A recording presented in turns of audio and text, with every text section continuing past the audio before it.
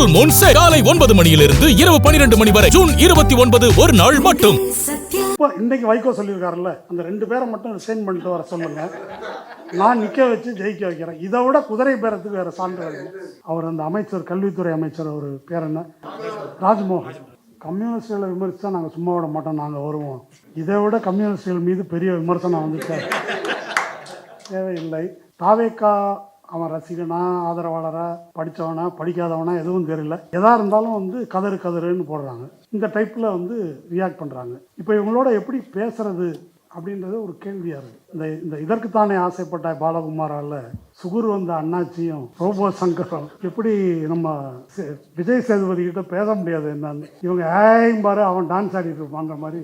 என்ன பிரச்சனைன்னு கேட்டால் காதில் இயர்ஃபோன் இருக்குது, நீங்கள் பேசுகிற எதுவும் அவர்கள் காதில் விழவில்லை, நமக்கு தான் லோ சுகர் வரும். அப்போ பாசிச எதிர்ப்பில் யார் முன்மாதிரியாக நடந்து கொள்ள வேண்டியவர்களோ அந்த கம்யூனிஸ்டுகள். திரும்ப எல்லா கூட்டத்திலையும் பல கூட்டங்களில் பேசுறது, திமுகவே தடுமாறினாலும் நாங்கள் தடுமாற மாட்டோம் அப்படின்னு அவர் பேசியிருக்காரு. இப்போ அவர் எங்கே இருக்கிறார் என்பதை அவர் சொல்லணும். முஸ்லீம் லீக் இருக்கிறாங்க, நேற்று முந்தா நாள் வந்திருக்குது, பாஞ்சிநாதன் பேசியிருக்காரு, பிசி இடஒதுக்கீடு முஸ்லீம்களுக்கு கிடையாது அப்படின்னு யூனிலேட்டரெல்லாம் முறைகேடாக தீர்ப்பளித்திருக்கிறார். ஆனால் அரசு தரப்பிலிருந்து அதை ஆட்சேபிக்கவில்லை. அரசு தரப்பில் வழக்கறிஞர் நியமனம் பூரா ரைட் விங் ஆட்கள் அப்படின்னு எனக்கு தகவல்கள் கிடைக்குது, அப்பாயின்ட் பண்ணப்பட்டிருக்கிறவங்க எல்லாம். அதை பற்றி எந்த அப்ஜெக்ஷனும் இல்லை. முஸ்லீம் லீக் உள்ள இருக்கிறாங்க. வைகோவை பற்றி ஒன்றும் நம்ம சொல்ல வேணாம். ராஜேந்தர் பேசினதா வைக்க போற கூட நம்மலாம் வைகோ நம்ம அதை விட அறிவார்ந்த விமர்சனம் எனக்கு சொல்ல தெரியல.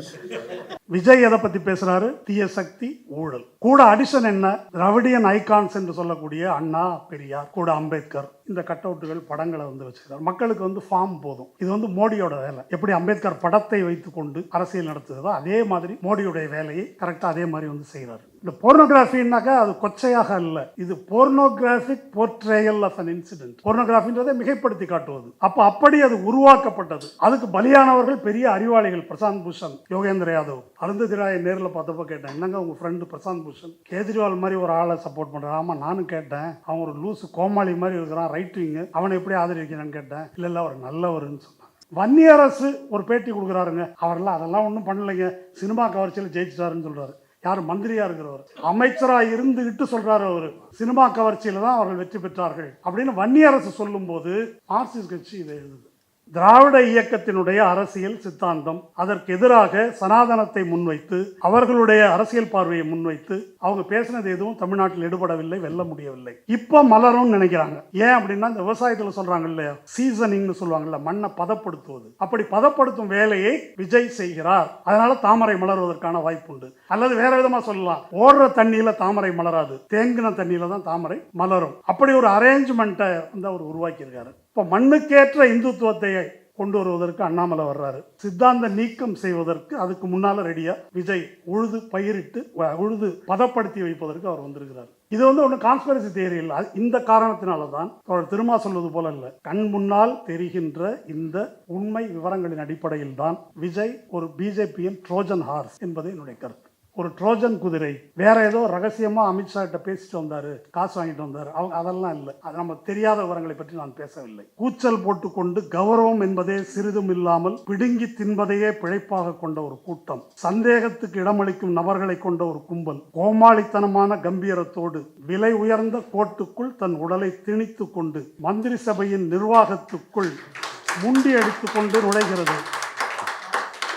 இந்த கூட்டத்திலேயே மிக நல்லவர்களை கூட அவர் எங்கிருந்து வருகிறார் என்று யாருக்கும் தெரியாது, எம்எல்ஏ தெரியாது. இதெல்லாம் எழுதுனது மார்க்ஸ். இதை கைது பண்ணணும், வழக்கு போடணும்னா கன்னிமாரா லைப்ரரியில் ஒரு மார்க்ஸ் சிலை இருக்குது, அதை வேணால் கைது பண்ணலாம்.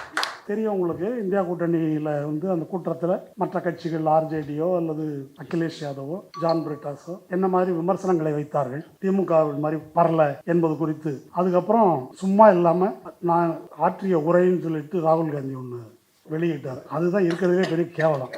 அதில் கேட்ட கேள்வி எதுக்குமே பதில் இல்லை. விஜய் உரை மாதிரி தான் அது. கேட்ட கேள்வி எதுக்குமே பதில் இல்லை. அதுக்கு பதிலாக ஒன்று சொல்லியிருந்தார், நாங்கள் காங்கிரஸ் கட்சின்றது எதிர்ப்புக்குன்னே பிறந்தவங்க, நாங்கள் பாராளுமன்றம் சட்டமன்றம் அது பார்த்தா நக்சல்வாரி புரட்சியாளர்களே பயப்படணும், அந்த மாதிரி நாங்கள் களத்தில் இருக்கிறோம், பார்லிமெண்ட் இன்னைக்கு இருக்கும் நாளைக்கு போவோம், இதெல்லாம் நம்பி நாங்கள் ஒன்றும் இல்லை அப்படின்ற ரேஞ்சில் பேசிட்டு, சரி அதெல்லாம் இருக்கட்டும், ஏன் எதிர்கட்சிகள் இப்படி விமர்சனம் சொல்லியிருக்கிறாங்க, அதுக்கு பதில் என்ன அப்படின்னா, நான் சிவபெருமான் மாதிரி இன்று நாம் கவனத்தில் எடுத்துக்கொள்ள வேண்டிய விவாதத்துக்குரிய பிரச்சனைகள் என்னவோ அவற்றின் மீது கவனம் செலுத்தலாம்னு நினைக்கிறேன். எங்கேருந்து தொடங்கலாம்? நம்முடைய சட்டமன்றத்தில் முதலமைச்சருடைய பர்ஃபார்மன்ஸ். எதிர்க்கட்சிகள் பேசும்போதெல்லாம் மற்ற அமைச்சர்கள் குறிப்பெடுத்துட்டு இருந்தாங்க. வழக்கமாக பதில் அளிக்க வேண்டிய முதலமைச்சர் குறிச்சுக்கணும் அல்லது சிந்திக்கணும். ஆனால் அவர் அப்படியே அமைதியாக உட்கார்ந்துருந்தார். அதையெல்லாம் கிண்டல் பண்ணிட்டு இருந்தாங்க. அப்போ என்ன செய்து கொண்டிருந்தார் அவர் அப்படின்னா, நான் நினைக்கிறேன் அவர் கேரவனில் உட்காந்து கேரக்டரை பற்றி யோசிச்சுட்டு இருக்கார். கிளைமேக்ஸில் எப்படி நம்ம பர்ஃபார்ம் பண்ணுறது, அடி விழுறதெல்லாம் விழுந்துட்டு இருக்குது. அவர் மனதுக்குள்ளே ஓடுவது என்ன அப்படின்னா அதுதான் ஓடிட்டு இருக்குது. கடைசியில் அதான் பர்ஃபார்ம் பண்ணார். அப்போ தியேட்டர்லேருந்து சாலைக்கு வந்து சாலையிலையும் பர்ஃபார்மன்ஸ், அப்புறம் இப்போ அசம்பிளிலையும் பர்ஃபார்மன்ஸ். இதைத்தான் தமிழ்நாடு கண்டது, பார்த்து கொண்டிருக்கிறது. இந்த தேர்தல் முடிவுகளை பற்றி யோசித்து பார்க்கும்போது ஆங்கிலத்தில் தேஜாவுன்னு ஒரு வார்த்தை இருக்குது. இந்த இடத்துல இதுக்கு முன்னாலே எப்போ ஒரு முறை இருந்திருக்கிறோமே என்ற ஒரு நினைப்பு. அது என்னை பொறுத்த வரைக்கும் தனிப்பட்ட அனுபவத்தில் 1977 அவசர நிலைக்கு பிந்தைய தேர்தல் மார்ச்சில், அப்போது நானும் இப்போ இவங்க எல்லாரும் சொல்லக்கூடிய ஜென்சி, அப்போது என்னுடைய வயது சுமார் 20, தொலைபேசி துறையில் இருந்தேன். ரிசல்ட் வருது. அப்போது தொலைக்காட்சி கிடையாது, இந்த மாதிரி மற்ற உடனுக்குடன் சொல்லும் வசதிகள்லாம் கிடையாது. அப்போ தொலைபேசி நிலையம் வாசலில் இந்தியா பூரா எல்லா இடத்துலையும் ஒரு பெரிய போர்டு வச்சு டெலிபிரிண்டரில் வரக்கூடிய செய்திகளை ரிசல்ட்டை வந்து எழுதி போடுவோம். அப்படி எழுதி போடும்போது வட இந்தியா முழுதும் காங்கிரஸ் தோற்கிறது. டெலிபிரிண்டரில் அனுப்புகிற செய்திகளில் தொலைபேசி துறையில் வேலை செய்பவர்கள், நான் உட்காந்துருக்கிறேன், சஞ்சய் காந்தி என்னாச்சு, இந்திரா காந்தி என்னாச்சுன்னு கேட்குறோம். கேட்டாக்கா பசுவும் கன்றும் உதைத்தெறியப்பட்டன அப்படின்னு மெசேஜ் அனுப்புகிறாங்க. அந்த அளவுக்கு கொந்தளிப்பாக இருந்த காலம். வெளியே தொலைபேசி நிலைய வாசலில் தஞ்சையில் நான் சொல்கிறேன், ஒரு 1000 பேருக்கு மேலே கூட்டம். அதில் கணிசமான பேர் திராவிட முன்னேற்ற கழகத்தினர். ஒரு கோலாகலமான ஒரு சூழல். ஆனால் தமிழ்நாட்டு ரிசல்ட் என்ன என்று கேட்டால் 34 சீட்டு அதிமுக கூட்டணி, 5 சீட்டு திமுக கூட்டணி. அப்போ பெரிய அரசியல் அறிவெல்லாம் ஒன்றும் கிடையாது. அப்போ தான் அன்னக்கிளி வருது அந்த பாட்டு, அப்போ தான் டேப் ரெக்கார்டர் வருது, டீ கடை, பாட்டு, சினிமா என்று சுற்றி கொண்டிருந்த காலம்தான். ஆனால் அதே நேரத்தில் இந்த தேர்தல் பிரச்சார கூட்டம் தஞ்சையில் ஜார்ஜ் பெர்னாண்டஸ் பேசுகிறார், முரசொலி மாறன் மொழிபெயர்க்கிறார். அவர் வந்து ஸ்னேகலதா ரெட்டி ஸ்னேகலதா ரெட்டி உங்களுக்கு தெரிஞ்சிருக்கலாம், ஒரு புகழ்பெற்ற நடிகை, சம்ஸ்காரான்ற படத்தில் நடித்தவங்க. ஜார்ஜ் பெர்னாண்டஸ் மீது பரோடா டைனமைட் கேஸ் போட்டு அவரை தேடிட்டு இருந்து அவர் தலைமறைவாக இருந்தபோது காட்டி கொடுக்க மறுத்தாங்க அவங்க பெர்னாண்டஸுடைய நண்பர். அதனாலேயே எமர்ஜென்சியில் சிறை வைக்கப்பட்டு சித்திரவதைக்கு உள்ளாக்கப்பட்டு எமர்ஜென்சி லிஃப்ட் பண்ணும்போது தான் அவங்கள வந்து வெளியே விடுறாங்க. ஜனவரி 15, 1977. 5 நாளில் வெளியே வந்து இறந்து போகிறாங்க. அந்த காட்சியை உணர்ச்சி பூர்வமாக விவரிக்கிறார் பெர்னாண்டஸ். அதை முரசொலி மாறன் மொழிபெயர்க்கிறார். அந்த கூட்டம் முடிஞ்சு நான் வெளியே வரும்போது அந்த கூட்டம் காங்கிரஸினுடைய தேர்தல் பணிமனைகளை அடித்து நொறுக்கிக்கிட்டே வருது. அப்படி ஒரு கொந்தளிப்பான காலத்தை பார்த்தோம், அந்த உணர்வு நிலையில் இருந்தோம். ஆனால் இந்த தேர்தல் தோல்வி ஒரு பெரிய அவமானம், கூனி குறுகுவது போல இருந்தது தமிழ்நாடு என்று நினைத்து.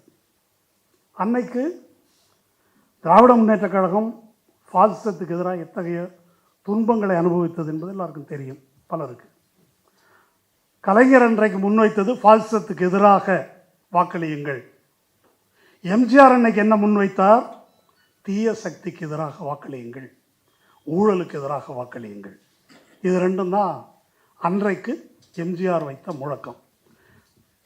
அப்போ அன்னைக்கு அந்த தேர்தலில் பாசிசம் என்பதை ஒரு நான் இஷ்யூ வாக்குனது எம்ஜிஆர். அது இஷ்யூ இல்லை. இது வந்து 1977 தேர்தல். இன்னைக்கு 2026 டெல்லிக்கும் தமிழ்நாட்டுக்கும் இடையில்தான் போர் என்று மு.க. ஸ்டாலின் சொல்லுகிறார். டிவிகேக்கும் திமுகவுக்கும் இடையில்தான் போர் என்பது விஜய் முன்வைத்த முழக்கம். திரும்ப அதே ஸ்டாலின் பாசிசம் பற்றி பேசுகிறார், விஜய் எதை பற்றி பேசுகிறாரு? தீய சக்தி, ஊழல். இது அவர் அதே தான் பேசுகிறார். கூட அடிஷன் என்ன? திராவிடியன் ஐகான்ஸ் என்று சொல்லக்கூடிய அண்ணா, பெரியார், கூட அம்பேத்கர், இந்த கட் அவுட்டுகள் படங்களை வந்து வச்சுக்கிறார். மக்களுக்கு வந்து ஃபார்ம் போதும். இது வந்து மோடியோட வேலை. எப்படி அம்பேத்கர் படத்தை வைத்து கொண்டு அரசியல் நடத்துகிறதோ அதே மாதிரி மோடியுடைய வேலையை கரெக்டாக அதே மாதிரி வந்து செய்கிறார். இப்போ தந்தையும் தோற்றார், மகனும் தோற்றார். ஆனால் இந்த பீரியடில், இந்த 5 ஆண்டு காலத்தில் இந்தியாவில் இருக்கக்கூடிய மற்ற எந்த மாநிலத்தை காட்டிலும், தோழர் ரீஜனல் பார்ட்டிஸ்ன்னு சொன்னார், மற்ற எந்த ரீஜனல் பார்ட்டியை காட்டிலும் தமிழ்நாடு தான் ஒன்றியத்துக்கு எதிரான, பாசிசத்துக்கு எதிரான போராட்டத்தை பல முனைகளில் நிகழ்த்தி இருக்கிறது. டீலிமிட்டேஷன் அது ஒரு இஷ்யூவாக எடுத்தது. அதற்கு இப்போ இந்த ஒன்றிய மாநில அரசுகள் உறவு குறித்து ஏற்பட்டிருக்கிற கமிஷன், அதில் கொடுத்துருக்கிற அறிக்கை, அதில் கண்டுள்ள விஷயங்கள், ஆளுநருக்கு எதிராக வழக்கு தொடுத்து மாநில உரிமை என்பதை வந்து நிலைநாட்டியது, சென்ட்ரல் ஸ்டேட் ரிலேஷனில் இருக்கக்கூடிய மாநில உரிமைகள் ஒவ்வொன்றும் பறிக்கப்படுவதற்கு எதிரான குரல், ஜிஎஸ்டி, நியூ எக்கனாமிக் பாலிசி எதிர்ப்பு, ஓபிசி எம்டியில் வந்து நீட் ரிசர்வேஷன், நீட்டு, வக்ஃப் போர்டுக்கு எதிராக தமிழ்தாய் வாழ்த்து, கீழடியிலிருந்து அர்ச்சகர் பிரச்சனை வரை, இதை வந்து ஒரு லிஸ்ட்டு போடலாம். திருப்பரங்குன்றம், இடபிள்யூஎஸ் அமல்படுத்த மறுப்பது, அந்த நீதிபதி மேலே இம்பீச்மெண்ட் கொண்டு வருவதற்கே, இதெல்லாம் ரேர். ஒரு கட்சி வெளிப்படையாக அதிகாரத்தில் இருக்கின்ற, இந்த அரசோடு நெருக்கமானவர் என்று கருதத்தக்க ஒரு நீதிபதிக்கு எதிராக இம்பீச்மெண்ட் கொண்டு வர்றது, அதை ஃபேஸ் பண்ணுவோன்னு நிற்கிறது, இதெல்லாம் இன்றைக்கு பலவிதமாக பேசக்கூடியவர்கள் வேறு எந்த கட்சி, எந்த மாநில முதல்வர் செய்தார்னு சொல்லணும். இது எல்லாம் செய்தும் விஜய் அதை என்ன செஞ்சார்? பாயசாண்டார். முடிஞ்சு போச்சு. பாசிசமா பாயசமா அப்படின்னா அதுக்கு எப்படி எம்ஜிஆர் கலைஞருடைய போராட்டத்தை டிஸ்கிரெடிட் பண்ணாரோ அதே போல் பாசிசத்துக்கு எதிரான இந்த போராட்டத்தை விஜய் மக்களுடைய பார்வையில் டிஸ்கிரெடிட் பண்ணார். பாசிசன்றது ஒன்றும் கிடையாது. அப்போ இதில் என்ன பிரச்சனை? இது திரும்ப நீங்கள் 2014க்கு போங்களேன். 2014 நடந்தது என்ன? 2G ஊழல். அப்போது சித்தரிக்கப்பட்டது என்ன? கரப்ட் டிஎம்கே, அப்ராணி மன்மோகன் சிங் சிக்கிக்கிட்டார் இந்த திமுக கிட்ட, இந்த மாதிரி ஊழல் பண்ணுறாங்க, இப்படி தான் அதை வந்து ப்ரெசென்ட் பண்ணாங்க. இந்தியா அகெயின்ஸ்ட் கரப்ஷன் வந்தது, அண்ணா ஹசாரே வந்தார். ஒரு 500 பேர் 600 பேர் இருந்ததை இந்தியாவில் இருக்கிற எல்லா டிவி கேமராவும் முன்னால் போட்டு 24 மணி நேரமும் ஒளிபரப்புனாங்க. உடனே ஊழலுக்கு எதிராக கொந்தளித்து இந்தியா பூராவும் பலர், எல்லாரும் கெட்டவர்கள் இல்லை, பல பேர் அதுக்காக வந்து வந்தாங்க. அப்போ இந்த அண்ணா ஹசாரேன்றதை அப்போ எக்ஸ்போஸ் பண்ணி எழுதணும் வினவு என்ற தளத்தில், அது வேறு. அப்போது எனக்கு நன்றாக நினைவு இருக்கிறது, என்டிடிவியில் ராஜீவ் சர்தேசாயுடைய மனைவி சகாரிகா கோஸ் அவங்க வந்து அருந்ததி ராயை பேட்டி எடுத்தாங்க. இது உங்களுக்கு ஆபாசமாக தெரியலையான்னு கேட்டாங்க. இப்படி ஒரு வேலை செய்கிறீங்களே, இந்த அண்ணா ஹசாரையை வச்சு இப்படி காட்டிகிட்ருக்கீங்களே அத்தனை சேனலும், இதுக்கு பதிலாக why don't you try pornography அப்படின்னு கேட்டாங்க. இந்த போர்னோகிராஃபின்னாக்கா அது கொச்சையாக இல்லை, இது pornographic portrayal of an incident. போர்னோகிராஃபின்றதை மிகைப்படுத்தி காட்டுவது. அப்போ அப்படி அது உருவாக்கப்பட்டது. அதுக்கு பலியானவர்கள் பெரிய அறிவாளிகள், பிரசாந்த் பூஷன், யோகேந்திர யாதவ். அருந்ததி ராயை நேரில் பார்த்தப்போ கேட்டேன், என்னங்க உங்கள் ஃப்ரெண்டு பிரசாந்த் பூஷன் கேஜ்ரிவால் மாதிரி ஒரு ஆளை சப்போர்ட் பண்ணுறான். ஆமாம் நானும் கேட்டேன், அவன் ஒரு லூஸு கோமாளி மாதிரி இருக்கிறான், ரைட் விங்கு, அவனை எப்படி ஆதரிக்கிறான்னு கேட்டேன். இல்லை அவர் நல்லவருன்னு சொன்னாங்க. யார்? பிரசாந்த் பூஷன். அப்போ இவர்களெல்லாம் அப்படி ஒரு மயக்கத்துக்கு ஆளானார்கள். அந்த பீரியடில் தான் கிட்டத்தட்ட 2012 நிர்பயா இஷ்யூ, அந்த நிர்பயா இஷ்யூ 1 வச்சுக்கிட்டு பெண்களுக்கே பாதுகாப்பு இல்லை, அத்தனை பேர் 5 பேரில் 4 பேரை தூக்கில் போட்டாங்க.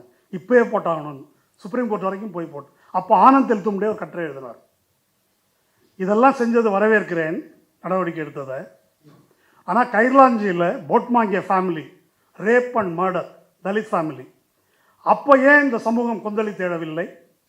அப்போ ஏன் இது நடக்கலை? அவங்களுக்கு வந்து லைஃப் இம்ப்ரிசன்மெண்ட்டை கம்யூட் பண்ணாங்க. இந்த கேள்வியை அவர் எழுப்புகிறார். அப்போ எதை முன்னிறுத்துவது? இந்த சென்ற தேர்தலிலும் கூட பெண்களுக்கு பாதுகாப்பில்லை, பெண்களுக்கு பாதுகாப்பில்லை, பெண்களுக்கு பாதுகாப்பில்லை என்பது எப்படி ப்ரொஜெக்ட் பண்ணப்பட்டது? அதை இதான், இது இன்னும் போகலாம்.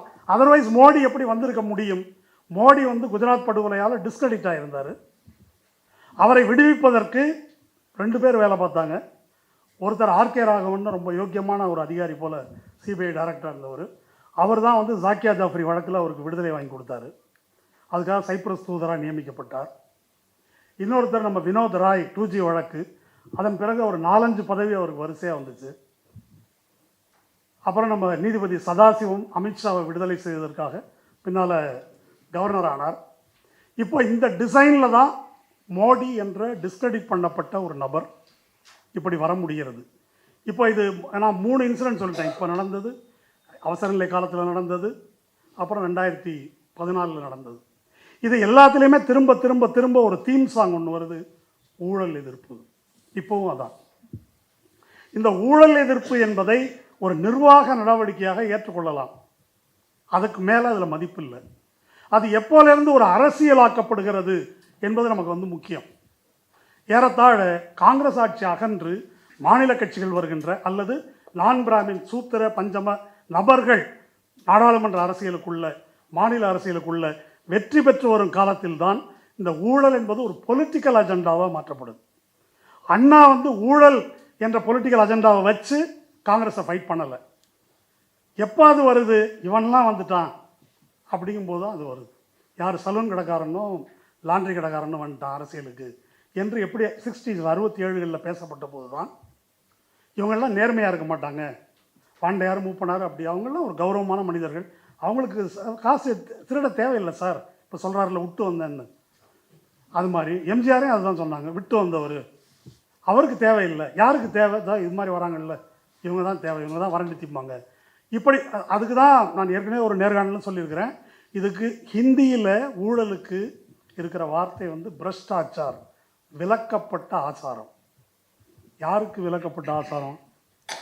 ஆதிக்க சாதிகள் வாங்கலாம், சூத்திரர்களுக்கு விலக்கப்பட்ட ஆசாரமா? அல்லது இந்த விலக்கப்பட்ட ஆசாரத்தை செய்பவர்கள் இவர்கள் கீழ்மக்கள் இவங்க தான் என்பதா? இப்படிப்பட்ட ஒரு பார்வையிலிருந்து தான் இது வருது. அதனால தான் இது ஊழல் திரும்ப திரும்ப ஒரு அஜெண்டாவை கொண்டு வரப்படுது. அதுக்கு என்ன பொருள்? வேற யார் வேணால் ஊழல் எதிர்ப்பு பற்றி பேசலாம், ஆனால் ஊழல் எதிர்ப்பை ஒரு பொலிட்டிக்கல் அஜெண்டாவாக ஒரு கம்யூனிஸ்ட் பேசவே முடியாது. ஏன் பேச முடியாதுனாக்கா, ஊழல் எதிர்ப்பு என்பதன் பொருள் அதிலிருந்து ரூலிங் கிளாஸ் சொல்ல வர்றது என்னென்னா, otherwise the system is just. இந்த ஊழல் மட்டும் இல்லைன்னா இந்த அமைப்பு முறை நியாயமானது, நீதியானது. இதை மட்டும் எடுத்துட்டால் போதும். யார்? இந்த கட்சிக்காரங்க வாங்குகிற ஊழல், இல்லை அரசு எந்திரத்தில் வாங்குகிற ஊழல், இதை அகற்றிவிட்டால் இந்த முதலாளித்துவ சமூக அமைப்பு அல்லது சாதி ஆதிக்க சமூக அமைப்பு இதில் ஒன்றும் பிரச்சனை இல்லை என்பது தான் அவர்கள் சொல்ல வருகின்ற விஷயம். அதனால தான் இந்த பாலிட்டிக்ஸ் வந்து ஊழல் எதிர்ப்பு அரசியல் அப்படின்றது அவ்வளோ ஆபத்தானது. இன்றைக்கி மோடி வந்து எதிர்க்கட்சிகளை ஒழித்து கட்டுவதற்கான ஒரு ஆயுதமாக அதை பயன்படுத்துகிறார். அப்போது சென்ற தேர்தலுக்கு திரும்ப வந்தோம்னா, தீய சக்தி அதுதான் எம்ஜிஆர் உருவாக்குனது, அப்புறம் ஜெயலலிதா ஃபாலோ பண்ணது, அந்த டேர்ம் அப்படியே எடுத்துக்கிட்டாரு. ஊழல், அப்புறம் இருக்கவே இருக்குது பெண்கள் மீதான பாதுகாப்பு இல்லை, அது இல்லை, ஜெயிச்சிட்டாரு. இப்போது திருமாவளவன் கூட சொல்லியிருந்தார், இவர் வந்து பிஜேபியின் கள்ளப்பிள்ளைகள் அப்படின்னு சொன்னார். அப்புறம் எனக்கு அதில் ஒன்றும் எவிடன்ஸ் இல்லை, எங்களெல்லாம் ஆதரவு கேட்டோடனே நான் அப்படி இருக்காதுன்னு நான் கருத்தை மாற்றிக்கிட்டேன்னாரு. அது ஒரு விசித்திர நியாயம், அது இருக்கட்டும். ஆனால் இதுக்கு யார் மகிழ்ச்சி தெரிவித்திருக்கார்? இந்தியா டுடேயில் குருமூர்த்தி பேட்டி கொடுத்துருக்காரு. 3 பாயிண்ட் சொல்லியிருக்கார் அவர். திராவிடியன் என்பது ஆன்டி நேஷனல். திராவிடியன் பாலிட்டிக்ஸை விஜய் பேசவில்லை, அவர் தமிழக வெற்றி கழகம் தான் வச்சுருக்காரு. திராவிடியன் பாலிட்டிக்ஸ் தான் தேச விரோதமானது, நம்பர் 1. நம்பர் 2, இது எண்ட் ஆஃப் திராவிடியன் ஐடியாலஜி. எப்படி சொல்கிறீங்க? ஏனென்றால் விஜய்க்கு ஐடியாலஜியே கிடையாது. இது யார்? இது குருமூர்த்தி. அப்போ இந்த ரைட்டிங் எல்லாருமே இதில் வந்து சந்தோஷம். என்னன்னு கேட்டால், தாமரை மலர்ந்தே தீரும் மலர்ந்தே தீரும்னு இந்த அம்மா சொல்லிட்டு இருந்தாங்க ரொம்ப நாளாக, பல பேரும் சொல்லிட்டு இருந்தாங்க. மலரலை. தமிழ்நாட்டில் திராவிட இயக்கத்தினுடைய அரசியல் சித்தாந்தம், அதற்கு எதிராக சனாதனத்தை முன்வைத்து அவர்களுடைய அரசியல் பார்வையை முன்வைத்து அவங்க பேசினது எதுவும் தமிழ்நாட்டில் எடுபடவில்லை, வெல்ல முடியவில்லை. இப்போ மலரும்னு நினைக்கிறாங்க. ஏன் அப்படின்னா, இந்த விவசாயத்தில் சொல்கிறாங்க இல்லையா, சீசனிங்னு சொல்லுவாங்கள்ல, மண்ணை பதப்படுத்துவது. அப்படி பதப்படுத்தும் வேலையை விஜய் செய்கிறார். அதனால் தாமரை மலர்வதற்கான வாய்ப்புண்டு. அல்லது வேறு விதமாக சொல்லலாம், ஓடுற தண்ணியில் தாமரை மலராது, தேங்கின தண்ணியில் தான் தாமரை மலரும். அப்படி ஒரு அரேஞ்ச்மெண்ட்டை வந்து அவர் உருவாக்கியிருக்காரு. இப்போ மண்ணுக்கேற்ற இந்துத்துவத்தை கொண்டு வருவதற்கு அண்ணாமலை வர்றாரு. சித்தாந்த நீக்கம் செய்வதற்கு அதுக்கு முன்னால் ரெடியாக விஜய் உழுது பயிரிட்டு உழுது பதப்படுத்தி வைப்பதற்கு அவர் வந்திருக்கிறார். இது வந்து ஒன்றும் கான்ஸ்பிரசி தியரி இல்லை. இந்த காரணத்தினால தான் திருமா சொல்வது போல இல்லை, கண் முன்னால் தெரிகின்ற இந்த உண்மை விவரங்களின் அடிப்படையில் தான் விஜய் ஒரு பிஜேபியின் ட்ரோஜன் ஹார்ஸ் என்பது என்னுடைய கருத்து. ஒரு ட்ரோஜன் குதிரை. வேற ஏதோ ரகசியமாக அமித்ஷா கிட்ட பேசிட்டு வந்தார், காசு வாங்கிட்டு வந்தார், அவங்க அதெல்லாம் இல்லை. அது நம்ம தெரியாத விவரங்களை பற்றி நான் பேசவில்லை. விஜயுடைய ரோல் பொலிட்டிக்கலாக என்ன அப்படின்னா இந்த வகையில் தான் அது ட்ரோஜன் ஹார்ஸ். அப்போ நாம் விவரங்களிலிருந்து தான் பேசுகிறோமே தவிர இப்போ இந்த இந்த இந்த பீரியடை வந்து நீங்கள் பாருங்கள். ஒரு தோழர் சொன்னார் மெர்சல் படத்துக்கு பிறகு அவங்க அப்பாவுக்கு, என்னுடைய கருத்துப்படி அவங்க அப்பாவுக்கு அப்படி ஒரு ஆம்பிஷன் இருந்தது. அதிலிருந்தே பையன் அப்படி தயார் பண்ணி வளர்க்குறாரு. ரசிகர் மன்றங்களை உருவாக்குகிறார்கள். இதில் வந்து இந்த பிரமிந்தா ஜாக்கப் என்பவர்களுடைய ஆய்வு நூல் இருக்குது, எம்ஜிஆர் ஜெயலலிதா இந்த ரசிகர் மன்ற அரசியல் பற்றி. அது தனி ஒரு நூல்.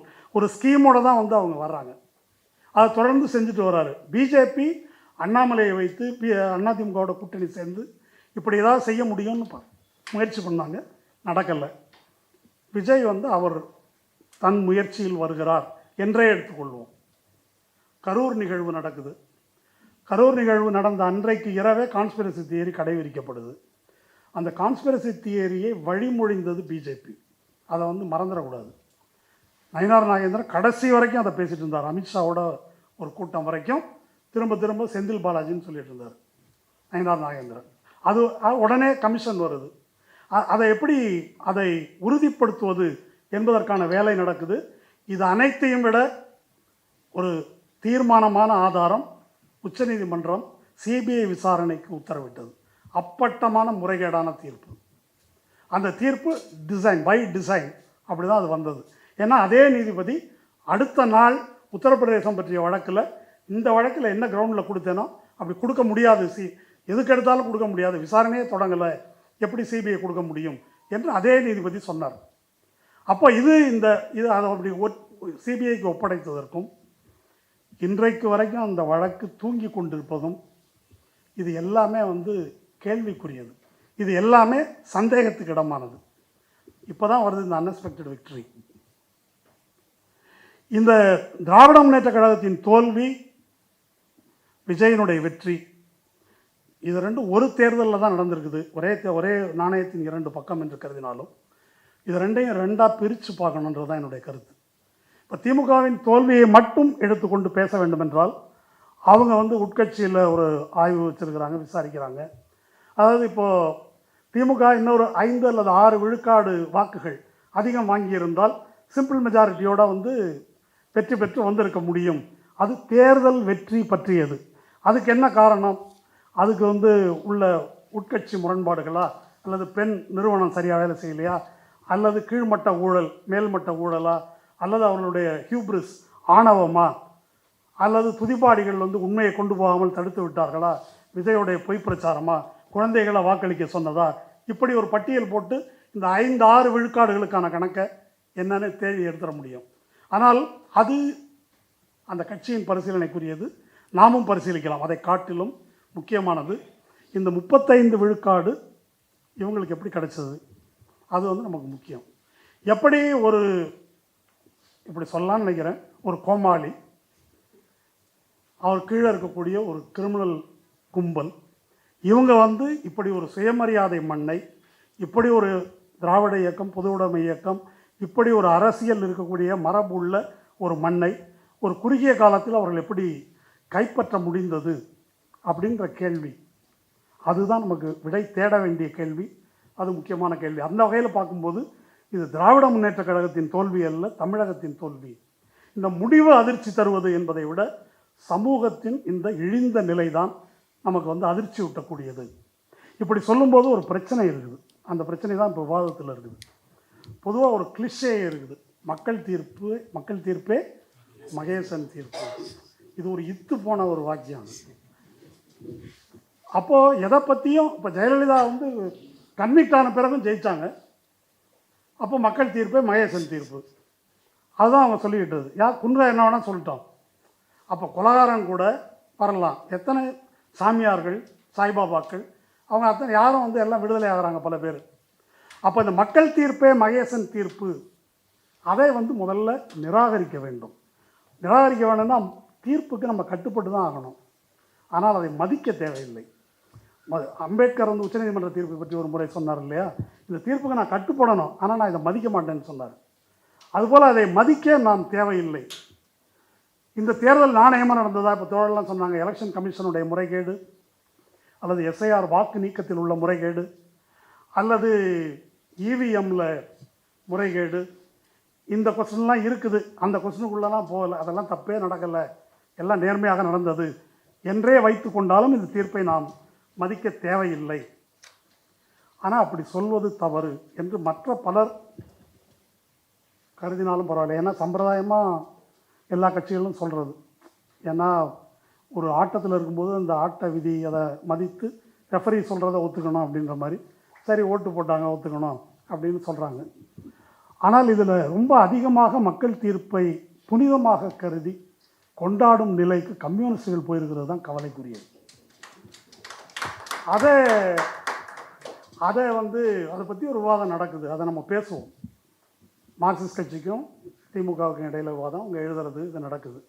என்னுடைய கருத்து என்னன்னாக்கா, அப்படி புனிதமாக கருத முடியாது அப்படின்னு மார்க்ஸ் சொல்கிறாரு. மார்க்சிஸ்டுகள் அதை ஒத்துக்கலை. அது எப்படின்றத நான் சொல்கிறேன், அது தெரியணும், இது ஒரு ஆரோக்கியமான விவாதமாக இருக்கணும் என்பதற்காகத்தான் அதை வந்து நான் சொல்கிறேன். இப்படி சொல்லும்போது நீ வந்து திமுக சொம்பு, இது ஏற்கனவே சொல்லிட்டு இருக்கிறாங்க 200 ரூபா ஊப்பி. ஆனால் இந்த மேடையிலேருந்து நான் சொல்கிறேன், இந்த வாய்ஸ் ஆஃப் டிஎன் கூட்டத்தை சில ஆண்டுகளாக நடத்திட்டு இருக்கிறோம். இங்கே நடத்தியிருக்கிறோம், பாரதி புத்தாலயத்தில் நடத்தியிருக்கிறோம், அன்பகத்தில் நிறையா கூட்டம் நடத்தியிருக்கிறோம், கவிக்கோரங்கத்தில் நடத்தியிருக்கிறோம். அன்பகத்தில் அதிகமான கூட்டங்கள் நடத்தினால இதிலேருந்தே தெரியலையா அப்படின்னு வந்து பேசியிருக்கிறாங்க. 10,000 ரூபா வாடகை கொடுத்து தான் நடத்தியிருக்கிறோம். அதற்கு மேல் ஒன்று சொல்கிறேன், திராவிட முன்னேற்றக் கழக அமைச்சர்களிடம் நன்கொடை வாங்கியவர்கள், கட்சியிடம் நன்கொடை வாங்கிய கட்சிகள், இயக்கங்கள் பல பேர் என்ன சொம்புன்னு சொல்லிட்டு இருக்கிறாங்க. ஆனால் வாய்ஸ் ஆஃப் டிஎன் கூட்டத்துக்காக ஒரு அமைச்சரிடம் ₹1 நாங்கள் வாங்கினதில்லை. நாங்கள் வந்து மக்கள் மத்தியிலிருந்து வசூலித்து நடத்தோம். வாங்கக்கூடாது என்பதல்ல, வாங்கிறது இழிவுன்னு சொல்லலை. ஆனால் நீங்கள் இப்படி தான் நடத்துகிறீங்க என்று சொன்னால் இதை வந்து ஒரு சேலஞ்சாக சொல்கிறேன். அதனால் அதை அப்படி சொன்னால் அதை பற்றி அதுக்கு அச்சப்பட போவதில்லை. இப்போது மார்க்ஸ் என்ன சொல்கிறாருன்றதை பார்ப்போம். இது ஒரு கூட்டம், ஒரு விதமான வகுப்பு போல் இருக்கலாம். ஆனால் ஹிஸ்டாரிக்கலாக இந்த விஷயத்தை வந்து பார்க்கணும். இது நான் முதல்ல டேஜாவுன்னு சொன்னேன் இல்லையா, இது நமக்கு முதல் முறை நடக்கிறதா? இல்லை. 1848 பிரான்ஸில் இதே நிகழ்ந்தது. உங்களில் பலருக்கு தெரிந்திருக்கலாம்.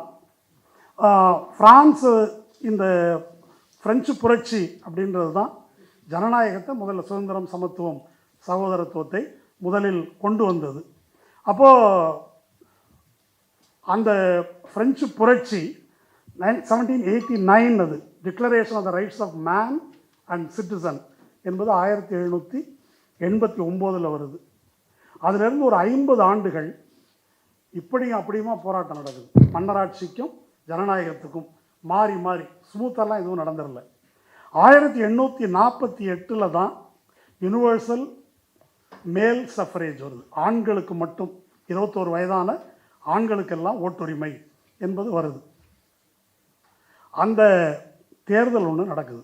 அந்த 1848 பிப்ரவரி மாதத்தில் தான் கம்யூனிஸ்ட் மேனிஃபெஸ்டோவை மார்க்ஸ் எழுதுகிறார். வெளியாகுது, எழுதுறது 47, 48 பிப்ரவரியில் வெளியாகுது.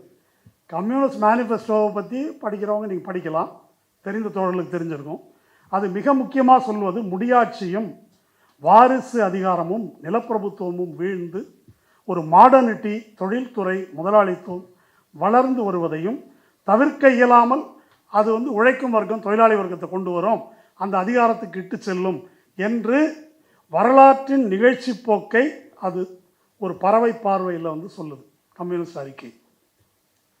இதை வந்து பிப்ரவரி மாதம் எழுதுகிறாரு, பிரெஞ்சு புரட்சியெல்லாம் நடக்கிறத பார்த்துட்டு. டிசம்பர் மாதத்தில் என்ன நடக்குது அப்படின்னா, நெப்போலியனுடைய அண்ணன் மகன் லூயி நெப்போலியன் ஒரு பொறுக்கி, அவன் வந்து தேர்தலில் நிற்கிறான். தேர்தலில் நின்று மெஜாரிட்டியில் ஜெயிச்சிடறான். ஜெயிச்சு வந்துட்டு ஜனநாயகம் கேன்சல், நான் ராஜான்னு சொல்லிடுறான். இது அப்போது ஹிஸ்ட்ரி வரலாறு வந்து ஒரு யூட்டர்ன் எடுத்துருது. இப்போ இது எப்படி நிகழ்ந்தது? இவ்வளவு தீவிரமான வர்க்க போராட்டங்கள் நிகழ்ந்த ஒரு பிரான்சில் இது எப்படி நிகழ்ந்தது என்பதுதான் மார்க்ஸ் முன்னால் இருக்கிற கேள்வி. இந்த தீர்ப்பு வருது, இந்த லூயி நெப்போலியனை தேர்ந்தெடுத்த தீர்ப்பு. அந்த தீர்ப்பு யார் வாக்களித்தார்கள்னு மார்க்ஸ் வந்து எழுதுகிறார். அவருடைய மிக முக்கியமான ஒரு இலக்கியம், அரசியல் இலக்கியம் 18th Brumaire of Louis Bonaparte. அது அந்த நூல் படிங்க, பிரெஞ்சு வரலாற்றோடு இணைத்து பார்த்து படிங்க. அதில் என்ன சொல்கிறாருன்னா, சிறு விவசாயிகள், உதிரி தொழிலாளர்கள், அப்புறம் முதலாளி வர்க்கத்திலேயே இருக்கக்கூடிய பிற்போக்கு பிரிவினர், இந்த 3 பேரும் தான் இவனை வந்து கொண்டு வந்திருக்கிறாங்க அப்படின்னு சொல்கிறார். அந்த கிளாஸஸை வந்து சாடுகிறார். இந்த தீர்ப்பை பற்றி, அதாவது இந்த தேர்தல் முடிவை பற்றி அவர் என்ன சொல்கிறாரு, சிலதை மட்டும் நான் படித்து காமிக்கிறேன். அது இன்றைக்கும் பொருந்தும் என்றால் நீங்கள் பொருத்தி பார்த்துங்க. நாம் மிக கேவலமாக அவமதிக்கப்பட்டு அலங்கோலப்பட்டு விட்டோம் என்ற உணர்ச்சி பிரான்ஸை வேதனைப்படுத்துகிறது. பிரான்ஸ் முகத்தை தாழ்த்தி கொண்டு தாங்க முடியாத சோகத்தை அனுபவிக்கிறது, மூச்சு விட முடியாமல் திணறுகிறது. இந்த தேர்தல் முடிவு உங்களுக்கு அதை ஏற்படுத்தி இருக்கிறதா? யோசனை.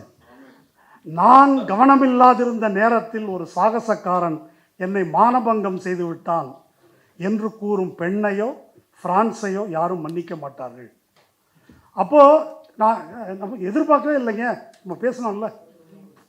இந்த தீர்ப்பை யாரும் எதிர்பார்க்கவில்லை, யாருமே சொல்லவில்லையே. அது இதற்கு முன்பு பிரான்ஸ் பல சந்தர்ப்பங்களில் ஆசை நாயகிகளின் ஆட்சியை அனுபவித்திருக்கிறது. எந்த காலத்திலும் ஆசை நாயகர்களின் ஆட்சி நடந்ததில்லை. கெப்ட் மென்னு சொல்கிறார். கடைசியாக இதோடு முடிச்சிடறேன் அதை சொல்லி, கூச்சல் போட்டுக்கொண்டு கௌரவம் என்பதே சிறிதும் இல்லாமல் பிடுங்கி தின்பதையே பிழைப்பாக கொண்ட ஒரு கூட்டம், சந்தேகத்துக்கு இடமளிக்கும் நபர்களை கொண்ட ஒரு கும்பல், கோமாளித்தனமான கம்பீரத்தோடு விலை உயர்ந்த கோட்டுக்குள் தன் உடலை திணித்து கொண்டு மந்திரி சபையின் நிர்வாகத்துக்குள் முண்டி அடித்து கொண்டு நுழைகிறது. இந்த கூட்டத்திலேயே மிக நல்லவர்களை கூட அவர் எங்கிருந்து வருகிறார் என்று யாருக்கும் தெரியாது. எம்எல்ஏ தெரியாது. இதெல்லாம் எழுதுனது மார்க்ஸ். இதை கைது பண்ணணும், வழக்கு போடணும்னா கன்னிமாரா லைப்ரரியில் ஒரு மார்க்ஸ் சிலை இருக்குது, அதை வேணால் கைது பண்ணலாம். அப்போது இதெல்லாம் எதுக்கு இப்போ சொல்கிறேன் அப்படின்னு சொன்னால், இதுதான் இந்த தேர்தல் பற்றி அவருடைய மதிப்பீடு. இதை ஒரு வரியில் அவர் சொல்கிறாரு. இந்த ஓட்டு போட்டதை வந்து சம்மனிங் தர் ஓவர்லார்டுன்றது, எஜமானே வாங்க என்று பிரான்ஸ் அந்த வர்க்கங்கள் வந்து கூப்பிட்டுருக்குறாங்க. Back to feudalism. இது ஒரு ரெட்ரோகேட், பின்னோக்கி போகின்ற ஒரு விஷயம் அப்படின்றது தான் அவர் வந்து இதில் வலியுறுத்தி சொல்லுகிறார். அப்போ இந்த அளவுகோலை வைத்து கொண்டு பார்க்கணும் அப்படின்னு சொன்னால், இன்றைய இந்த தீர்ப்பு நம்முடைய சமூகத்தை, அரசியலை முன்னோக்கி கொண்டு சென்றிருக்கிறதா அல்லது பின்னுக்கு இழுத்திருக்கிறதா, அதை எந்த அளவுகோலை வைத்து கொண்டு தீர்மானிப்பது. அவர் என்ன சொல்கிறாரு, டெமோக்ரஸியிலேருந்து பின்னால் போகிறோம் என்பது தான் மார்க்சினுடைய கவலை, மார்க்சினுடைய விமர்சனம். கம்யூனிஸ்ட் மேனிஃபெஸ்டோவில் வந்து அவர் என்ன அதனுடைய முக்கியமாக சொல்கிறது என்ன, இந்த நிலப்பிரபுத்துவ வர்க்கம், முடியாட்சியின் வீழ்ச்சி, நவீனத்துவம், முதலாளித்துவத்தின் எழுச்சி, இதில் கம்யூனிஸ்டுடைய ரோல் ஜனநாயக போராட்டத்தின் முன்னணி படையாக இருக்கணும், ஜனநாயக போராட்டத்தின் ஃப்ரண்ட் லைனில் இருக்கணும், அதான் கம்யூனிஸ்ட் வேலை என்பது தான் கம்யூனிஸ்ட் மேனிஃபெஸ்டோவில் அவர் சொல்கிறார். இந்த ஜனநாயக போராட்டம் என்றால் பார்லிமெண்ட்ரி டெமோக்ரஸி அவர் சொல்லலை, மக்கள் ஆக பெரும்பான்மையான மக்களுடைய டெமோக்ரஸி, அதை பேசுகிறார். ஏன் இதை அண்டர்லைன் பண்ணி சொல்கிறேன்னா, இன்றைக்கு சிபிஐ சிபிஎம் 2 பேரும் பார்லிமெண்ட்ரி டெமோக்ரஸியின் புனிதத்தை பற்றி தான் பேசிகிட்டு இருக்கிறாங்க. மக்களுடைய ஜனநாயக உரிமையின் புனிதம் பற்றி பேசுவதென்றால் பாசிசத்தை பற்றி பேசணும். இதை பற்றி பேச முடியாது. இந்த தீர்ப்பின் புனிதத்தை பற்றி பேச முடியாது. இதைத்தான் அவர் சொல்லியிருக்காரா, நீங்கள் சொல்கிறீங்களா அப்படின்னா, பாரதி புத்தகாலயம் எஸ்வி ராஜதுரை எழுதி கம்யூனிஸ்ட் கட்சி அறிக்கையை பற்றி புக்கு போட்டிருக்கிறார். அதில் பேக்ரவுண்டு எல்லாத்தையும் விவரிச்சிருக்கிறார். அந்த தோழர்கள் அவர்களே வெளியிட்ட நூலை அவர்கள் எடுத்து வந்து படித்து பார்த்துக்கலாம். எந்த டெமோக்ரஸியை பற்றி மார்க்ஸ் பேசுகிறார், பார்லிமெண்டரி டெமோக்ரஸியா அல்லது சமூகத்தில் பொலிட்டிக்கல் டெமோக்ரஸியா என்பதை அவங்க பார்க்கலாம். அப்போது இந்த பாசிச எதிர்ப்பு என்பதை கொச்சைப்படுத்தி பாசிசமா பாயசமானு ஒரு கேள்வி எழுப்பி அலட்சியப்படுத்தி ஒரு தோல்விக்கு தள்ளி இருப்பது தான் இந்த தீர்ப்பினுடைய மிக கவலையூட்டுகின்ற ஒரு அம்சம். அப்போ பாசிச எதிர்ப்புக்காக நாங்கள் ஒன்றிணைந்திருக்கிறோம் இந்தியா கூட்டணியா, அல்லது திராவிட முன்னேற்ற கழகத்தின் தலைமையில் ஒரு கூட்டணி அமைத்து இணைந்திருக்கிறோம், இதுதான் எங்கள் முழக்கம் என்று சேர்ந்தவர்கள், அது சிபிஐ-சிபிஎம்மாக இருக்கட்டும், விசிகாவாக இருக்கட்டும், மற்ற கட்சிகள் காங்கிரஸ் அல்லது ஐயுஎம்எல் போன்ற கட்சிகளாக இருக்கட்டும், இதில் தோல்வி கண்ட போது அதை எப்படி பார்க்கணும்? நம்ம இதை முன்வைத்தோம், அது மக்கள் தீர்ப்பு இப்படி வந்திருக்குது. இப்போ மக்கள் தீர்ப்பை வரவேற்கிறோம்னா இந்த இடத்துல என்ன பொருள்?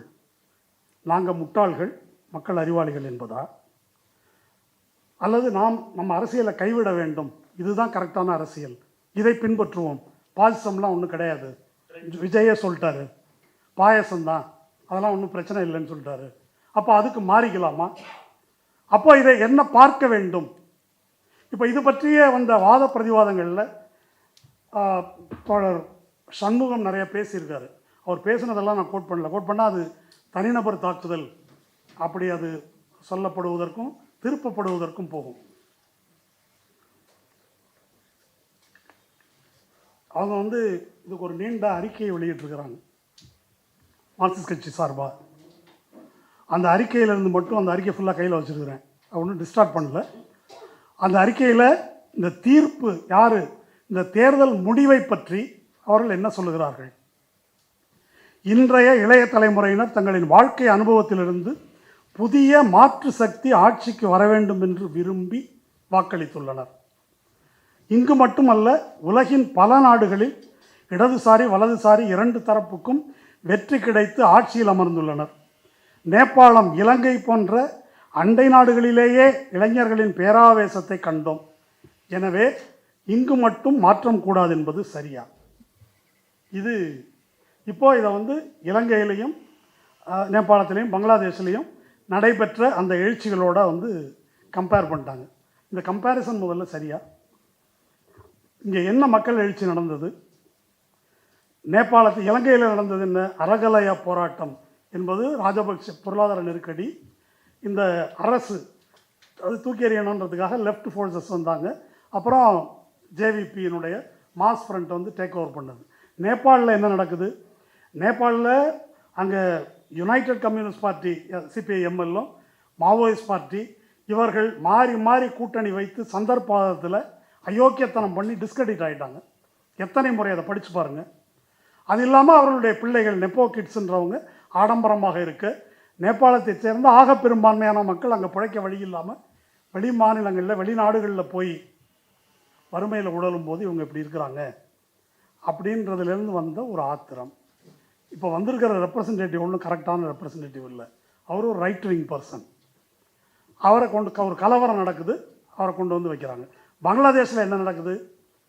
வங்கதேச விடுதலை போராட்டத்தின் போது போராடியவர்கள் தியாகிகள் என்று சொல்லப்பவர்களுடைய பிள்ளைகளுக்கு வழங்கப்பட்ட இடஒதுக்கீடு, அது அளவுக்கு அதிகமாக அவங்க சலுகை அனுபவிக்கிறாங்க என்பதனால் வேலையற்ற இளைஞர்களுக்கு ஏற்பட்ட கோபம், அதை ஒட்டி வந்த கலகம், அதிலிருந்து தூக்கி எறியப்பட்டு கடைசியில் திரும்ப இஸ்லாமிஸ்ட் ஃபோர்ஸஸ் அவங்களுடைய செல்வாக்கு அப்படின்றது வருது. இப்போது இந்த மாதிரி ஏதாவது ஒரு வேணாம் காக்ரோச் ஜனதா பார்ட்டி மாதிரியாவது ஏதாவது ஒன்று நடந்திருக்கா? என்ன இங்கே நடந்திருக்குது? எதுவுமே கிடையாது. நீங்கள் ஒரு டிஸ்கண்டென்ட்டாக அவர் டேப் பண்ணிட்டாரு அப்படின்னு சொன்னால் அதை நம்ம அடுத்த தலைப்பு இன்னொரு நாள் அதை பேசுவோம். டேப் பண்ணியிருக்கிறாரு. ஆனால் இந்த கட்சி நேர்மறையில் எதையாவது முன்வைத்ததா? ஆனால் அது அறிக்கை, அவங்களுடைய சிபிஎம் அறிக்கை என்ன சொல்லுதுன்னு பாருங்கள். சமூக வலைதளத்தை சரியாக பயன்படுத்தி மக்களை ஏமாற்றி தாவேகாவினர் வெற்றி பெற்று விட்டனர் என்ற கருத்து முன்வைக்கப்படுகிறது அப்படின்னு சொல்லிட்டு, திமுக ஆட்சியின் மீது மக்களுக்கு இருந்த அதிருப்தியை சரியாக பயன்படுத்தினர். சமூக வலைதளம் மூலம் மக்கள் முன் எழுப்பப்பட்ட பிரச்சனைகள் என்ன? ஒன்றிய பாஜக அரசும் மாநில திமுக ஆட்சியும் கடைப்பிடித்த நவீன தாராளமய கொள்கைகளின் விளைவாக மக்களுக்கு ஏற்பட்ட பாதிப்புகளை அவர்கள் உணர்ந்தனர். லஞ்சம், ஊழல், சொத்து குவிப்பு, கனிம வள கொள்ளை, பெண்கள் குழந்தைகள் மீதான கொடுமைகள், இதெல்லாம் தான் எடுத்துகிட்டு போனாங்க. இதெல்லாம் கொண்டு போய் தான் அவங்க ஜெயித்தாங்க. இது ஃபேக்சுவலாக எல்லாரும் பார்த்துட்டு இருக்கிறோமே. எத்தனை சதி கோட்பாடுகள், எத்தனை பொய்கள் அதில் பரப்பப்பட்டன, அதுக்கு எப்படி மக்கள் பலியானார்கள். இதெல்லாம் நடக்கலை என்பதல்ல, இதெல்லாம் இஷ்யூவாக எடுத்து போராட்டம் நடத்தி மக்களை திரட்டி அப்படி தான் வந்திருக்கிறாங்களே அவங்க. அதுக்கு ஆல்டர்னேட்டிவ் சொல்லியா?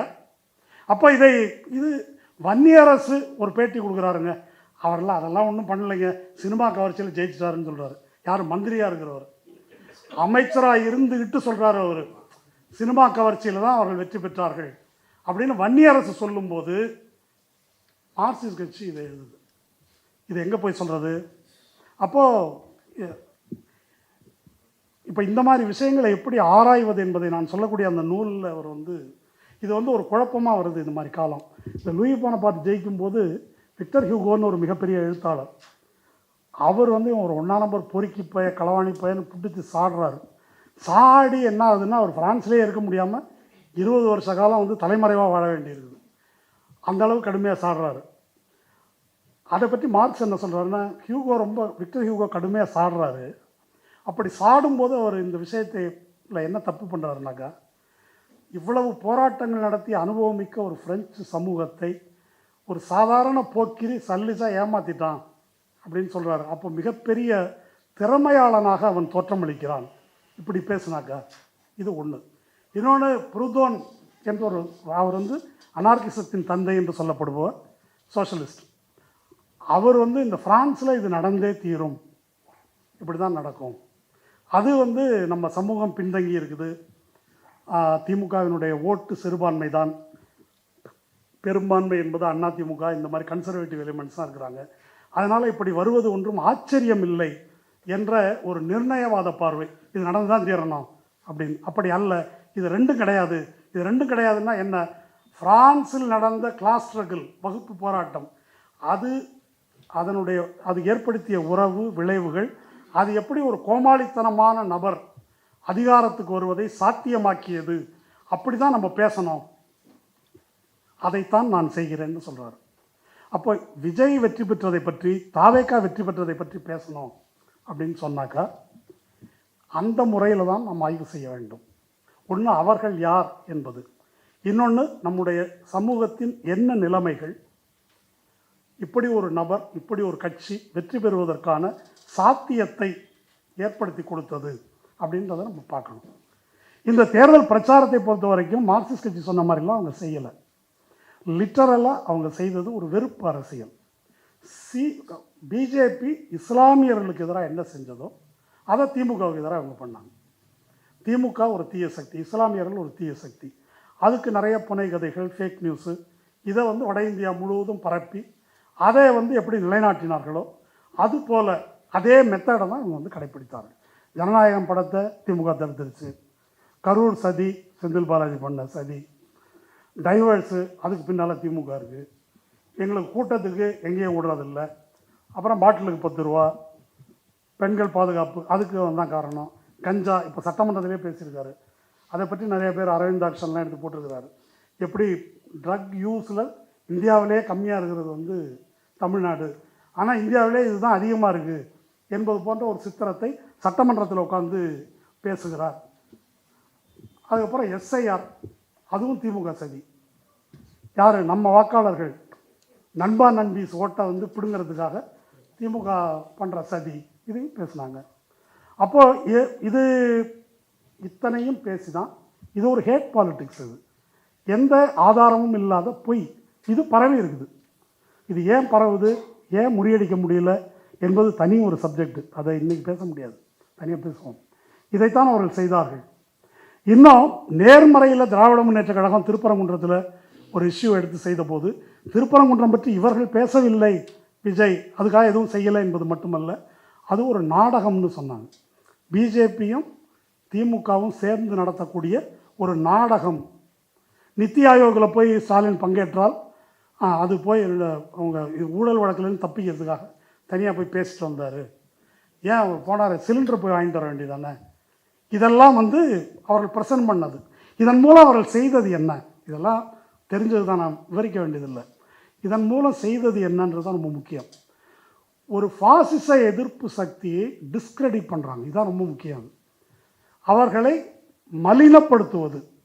இவனை நம்ப முடியாது, இவன் அவன் கூட ரகசிய கூட்டு வச்சிருக்கிறான், நம்பாதீங்க, கான்ஸ்பிரசி தியரி.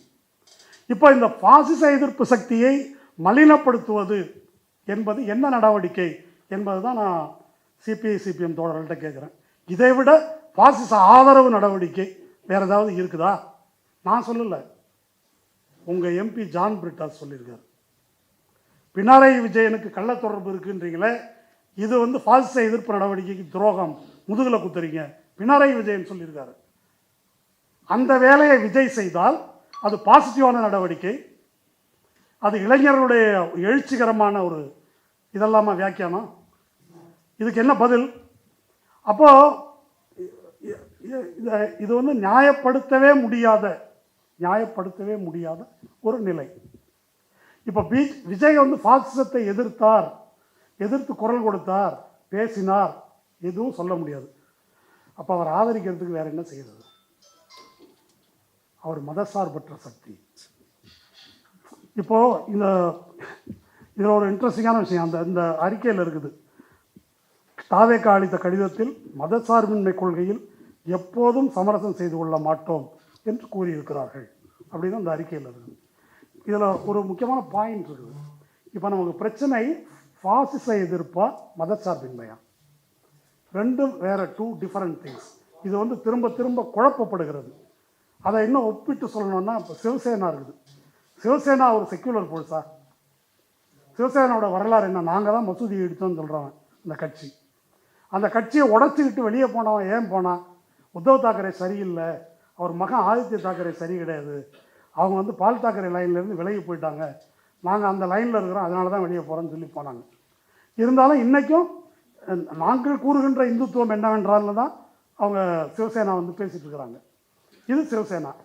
கேஜ்ரிவால் எடுத்துங்க, அற சங்கி இருந்தாலும் சிஏஏ போராட்டத்தில் இருந்தாலும் என்ன செஞ்சார் அப்படின்னு தெரியும். இவன் வந்து ஜெய் ஸ்ரீராம்னா அவன் அனுமன் சாலிசா பாடுறான். இதான் கேஜ்ரிவாலோட நிலைமை. ஆனால் இவங்களெல்லாம் இந்தியா கூட்டணியில் இருக்கிறாங்க. இவங்களுடைய மதசார்பின்மை கிரெடிபிலிட்டி அதை வச்சு தான் இந்தியா கூட்டணியில் வச்சுருக்கிறாங்களா? இது அப்படி எப்படி இருக்கிற சக்தின்னு தெரியாத யாருக்கும். ஆனால் அவங்க இதற்கு எதிராக இருக்கிறார்கள், அல்லது மோடி இவர்களை எதிர்க்கிறார், அதை எதிர்க்கணுன்ற அளவில் இருக்கிறாங்க. நீங்கள் மம்தாவை எடுத்துக்கிட்டாலும் அப்படி இப்படி உள்ள கேஸ் தான். அப்போது இந்த காரணத்தினால தான் அதை வந்து எடுத்துக்கிட்டாங்க. இப்போ இவங்களை வந்து நம்ம நாயுடுவுக்கும் ஜக்மோகன் ரெட்டிக்கும் கம்பேர் பண்ணுங்கள். சிவசேனாவோட ஜக்மோகன் ரெட்டி செக்யூலராக இல்லையா? அல்லது கேஜ்ரிவாலோட நம்ம நாயுடு, சந்திரபாபு நாயுடு செக்யூலராக இல்லையா? அந்த மாதிரி கம்யூனலாக அவர் ஏதாவது பேசியிருக்காரா, செஞ்சுருக்கிறாரா? இப்போ செக்யூலரிசமா இஷ்யூ? செக்யூலரிசம் அல்ல இஷ்யூ என்பது என்ன? பாசிச எதிர்ப்பு இருக்குதா இல்லையா? அப்போது காங்கிரஸ் 2 மந்திரி பதவியும் ஒரு ராஜ்யசபா சீட்டும் வாங்கிறதுக்காக, தன்னுடைய அயோக்கியத்தனத்தை நியாயப்படுத்துறதுக்காக விஜய் செக்யூலர் அப்படின்னு ஒரு உருட்டு, அந்த உருட்டுக்குள்ளேயே 2 துணை உருட்டு இருக்குது. அது என்னென்னா, முதல்ல ஆல் இண்டியா காங்கிரஸ் கமிட்டி ஒரு அறிக்கை விடுறாங்க. அந்த அறிக்கையில் என்ன சொல்கிறாங்க? என்டிஏலேருந்து எவனையும் இந்த பக்கம் சேர்த்தக்கூடாது, அப்போ தான் நாங்கள் ஆதரிப்போம். இதுதான் all India Congress committee stand Hindu பேப்பரில் வந்துருக்கு. அதை மற்றபடி எல்லாத்தையும் தமிழ்நாடு காங்கிரஸ் கமிட்டி முடிவெடுக்கும். தமிழ்நாடு காங்கிரஸ் கமிட்டி அந்த தோசையை அப்படி திருப்பி போட்டாங்க. செக்யூலர் தவிர யாரையும் உள்ளே விடக்கூடாது, அப்போ தான் நாங்கள் வந்து ஆதரவு கொடுப்போம். ஏன் அப்படின்னா, அதிமுகலேருந்து பிடுங்கினாலும் அமமுகலேருந்து பிடுங்கினாலும் அவங்களாம் செக்யூலரில் வருவாங்க. அப்போ அதை வந்து அட்ஜஸ்ட் பண்ணிக்கலாம். அப்போ அந்த மாதிரி அதை பிளேட்டை வந்து திருப்பி போட்டாங்க. அப்போ இதை எதுக்கும் அவர்களிடம் எந்த விளக்கமும் கிடையாது. இந்தியா கூட்டணிக்கு தெரியும் உங்களுக்கு, இந்தியா கூட்டணியில் வந்து அந்த கூட்டத்தில் மற்ற கட்சிகள் ஆர்ஜேடியோ அல்லது அகிலேஷ் யாதவோ ஜான் பிரிட்டாஸோ என்ன மாதிரி விமர்சனங்களை வைத்தார்கள், திமுக மாதிரி வரல என்பது குறித்து. அதுக்கப்புறம் சும்மா இல்லாமல் நான் ஆற்றிய உரைன்னு சொல்லிட்டு ராகுல் காந்தி ஒன்று வெளியிட்டார். அதுதான் இருக்கிறதுலே பெரிய கேவலம். அதில் கேட்ட கேள்வி எதுக்குமே பதில் இல்லை. விஜய் உரை மாதிரி தான் அது. கேட்ட கேள்வி எதுக்குமே பதில் இல்லை. அதுக்கு பதிலாக ஒன்று சொல்லியிருந்தார், நாங்கள் காங்கிரஸ் கட்சின்றது எதிர்ப்புக்குன்னே பிறந்தவங்க, நாங்கள் வந்து பாராளுமன்றம் சட்டமன்றம் அது பார்த்தா நக்சல்வாரி புரட்சியாளர்களே பயப்படணும். அந்த மாதிரி நாங்கள் வந்து களத்தில் இருக்கிறோம். பார்லிமெண்ட்டு இன்றைக்கி இருக்கும், நாளைக்கு போவோம், இதெல்லாம் நம்பி நாங்கள் ஒன்றும் இல்லை அப்படின்ற ரேஞ்சில் பேசிட்டு, சரி அதெல்லாம் இருக்கட்டும், ஏன் எதிர்க்கட்சிகள் இப்படி விமர்சனம் சொல்லியிருக்கிறாங்க, அதுக்கு உன் பதில் என்ன அப்படின்னா, நான் வந்து சிவபெருமான் மாதிரி. என்ன சிவபெருமான்னா, அந்த பார்க்கடலை வந்து தேவர்களும் அசுரர்களும் சேர்ந்து கடைஞ்சாங்க. இது பாகவத புராணம், விஷ்ணு புராணத்தெல்லாம் இருக்குது. கடைஞ்சால் அதிலிருந்து அமிர்தம் வரும், அமிர்தத்தை எடுத்து சாப்பிட்டா சாகாவரம் அப்படின்றதுக்காக தான் பார்க்கடலை கடைகிறாங்க. அமிர்தம் வருது, அதை எடுத்துக்கிறாங்க. கூடவே ஆலகால விஷம் அப்படின்னு ஒன்று வருது. இந்த விஷத்தை என்ன செய்யுது, அது எல்லாரையும் கொன்றும். அதை உடனே சிவபெருமான் வாங்கி நான் சாப்பிட்றேன்னு சொல்லிட்டு சாப்பிட்டாராம். பார்வதி தேவி அப்படியே பதறி போய் நம்ம தாலி பறி போயிருமே அப்படின்னு சொல்லி தொண்டையை பிடிச்சிட்டாங்க சிவபெருமானை. அதனால் தொண்டையில் நின்றுச்சு. அதனால தான் நீலகண்டன் அப்படின்னு அது புராண கதை. இப்போ ராகுல் காந்தி என்ன சொல்கிறாரு, நான் தான் நீலகண்டன்றாரு. அதாவது என்ன திட்டினாலும் நான் வந்து அதை வாங்கிக்குவேன். ஆனால் என்னுடைய கருத்து என்ன அப்படின்னா, அந்த கதையை புராண கதையை தமிழ்நாட்டில் உருட்டக்கூடாது. வந்து புராணத்தெல்லாம் அறுத்து பீராஞ்ச இடம் இது. அப்போது தேவர்களும் அசுரர்களும் அமிர்தத்தை கடைஞ்ச பிறகு என்னாச்சுன்னா, விஷ்ணு மோகினி வேடம் பூண்டு அமிர்தத்தை திருடிட்டு ஓடிடுறாரு. அதை தேவர்களுக்கு மட்டும் கொடுத்துட்டு அசுரர்களுக்கு ஏமாந்துட்டாங்க. சுத்தமாக காலி ஏமாத்துறதுக்காக அதுலேருந்து ஐயப்பன் கதையெல்லாம் வருது, அதை விட்டுருங்க. அமிர்தத்தை எடுத்துகிட்டு ஓடிடுறாரு. அப்போது இந்த இடத்துல 2 மந்திரி சபையும் ஒரு ராஜ்யசபா சீட்டையும் வாங்கிட்டு ஓடினது யார்?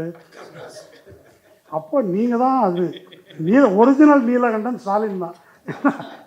இப்போ விஷத்தை தொண்டையில் நிறுத்திக்கிட்டு ஒன்றும் பண்ண முடியாமல் ஏமாந்து போயிருக்கிற நிலை இருக்கு இல்லையா, அது இதான் வந்து கதை. அப்போது இதை மறைப்பதற்கு முதல்ல சொன்ன ஃபால்ஸ எதிர்ப்பை டிஸ்கிரெடிட் பண்ணுறாரு, அதை சமாளிக்கிறாங்க. ஃபால்ஸ எதிர்ப்பை விட்டுட்டு செக்யுலரிசம்ன்றாங்க. அதுக்கப்புறம் இதை மறைப்பதற்கு வேறு என்ன வழி இருக்குது அப்படின்னா, சதி கோட்பாடு. பாஜக திமுக ரகசிய கூட்டு. இது வந்து அதனால தான் நாங்கள் போகிற மாதிரி ஆயிடுச்சுன்னு மாணிக்கம் தாகூர் அப்படி மாணிக்கம் தாகூர், பிரவீன் சக்கரவர்த்தி, இவங்கெல்லாம். இதுவும் எகைன் ஒரு புராண கதை மாதிரி தாங்க இது. அதாவது தேர்தலுக்கு முன்னாலே ஆரம்பிச்சாங்க போகிறது, திமுக போடுறதுன்றது இவங்க ஏற்கனவே எடுத்த முடிவு.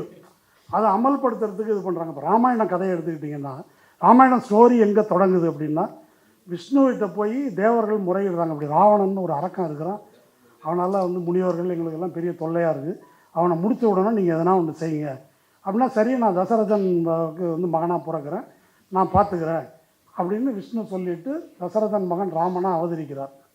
அப்போது ஃபேக் என்கவுண்டருக்கு இப்போ எல்லாம் ரெடி பண்ணியாச்சு. ஃபேக் என்கவுண்டருக்கான ஸ்டோரி தான் வந்து தேவைப்படுது. இப்படி தான். இது நான் சொல்கிற கதை இல்லை, அது புராணத்தில் இருக்கிறது. அதுக்கப்புறம் இந்த கதைகள் நிகழ்கின்றன. இதில் கூனின்னு ஒரு கேரக்டர் இருக்குது. அந்த கூனி கேரக்டர் தான் டேர்னிங் பாயிண்ட். அந்த ராமனுக்கு முடிசூட்டும் போது இல்லை பரதனுக்கு முடிசூட்ட வேண்டும் என்று பரதனின் தாய் கைகேயியை தூண்டிவிட்டு, ஏன்னா கைகேயினுடைய பணியாளர் இந்த கூனி என்ற கிழவி, ஏன் தூண்டிவிட்டு வந்து கைகேயை தூண்டி விட்டதுனால கைகேயி தசரதனை நிர்பந்தித்து ராமனை 14 ஆண்டுகள் காட்டுக்கு அனுப்ப, அவர் காட்டுக்கு போக, அங்கே சீதையை சூர்பனகை வர, இப்படி போகுது அந்த கதை. ராவணன் தூக்கிட்டு போக. அப்போ எங்கே டேர்னிங் பாயிண்ட்டு? கூனி இட்டு டேர்னிங் பாயிண்ட்.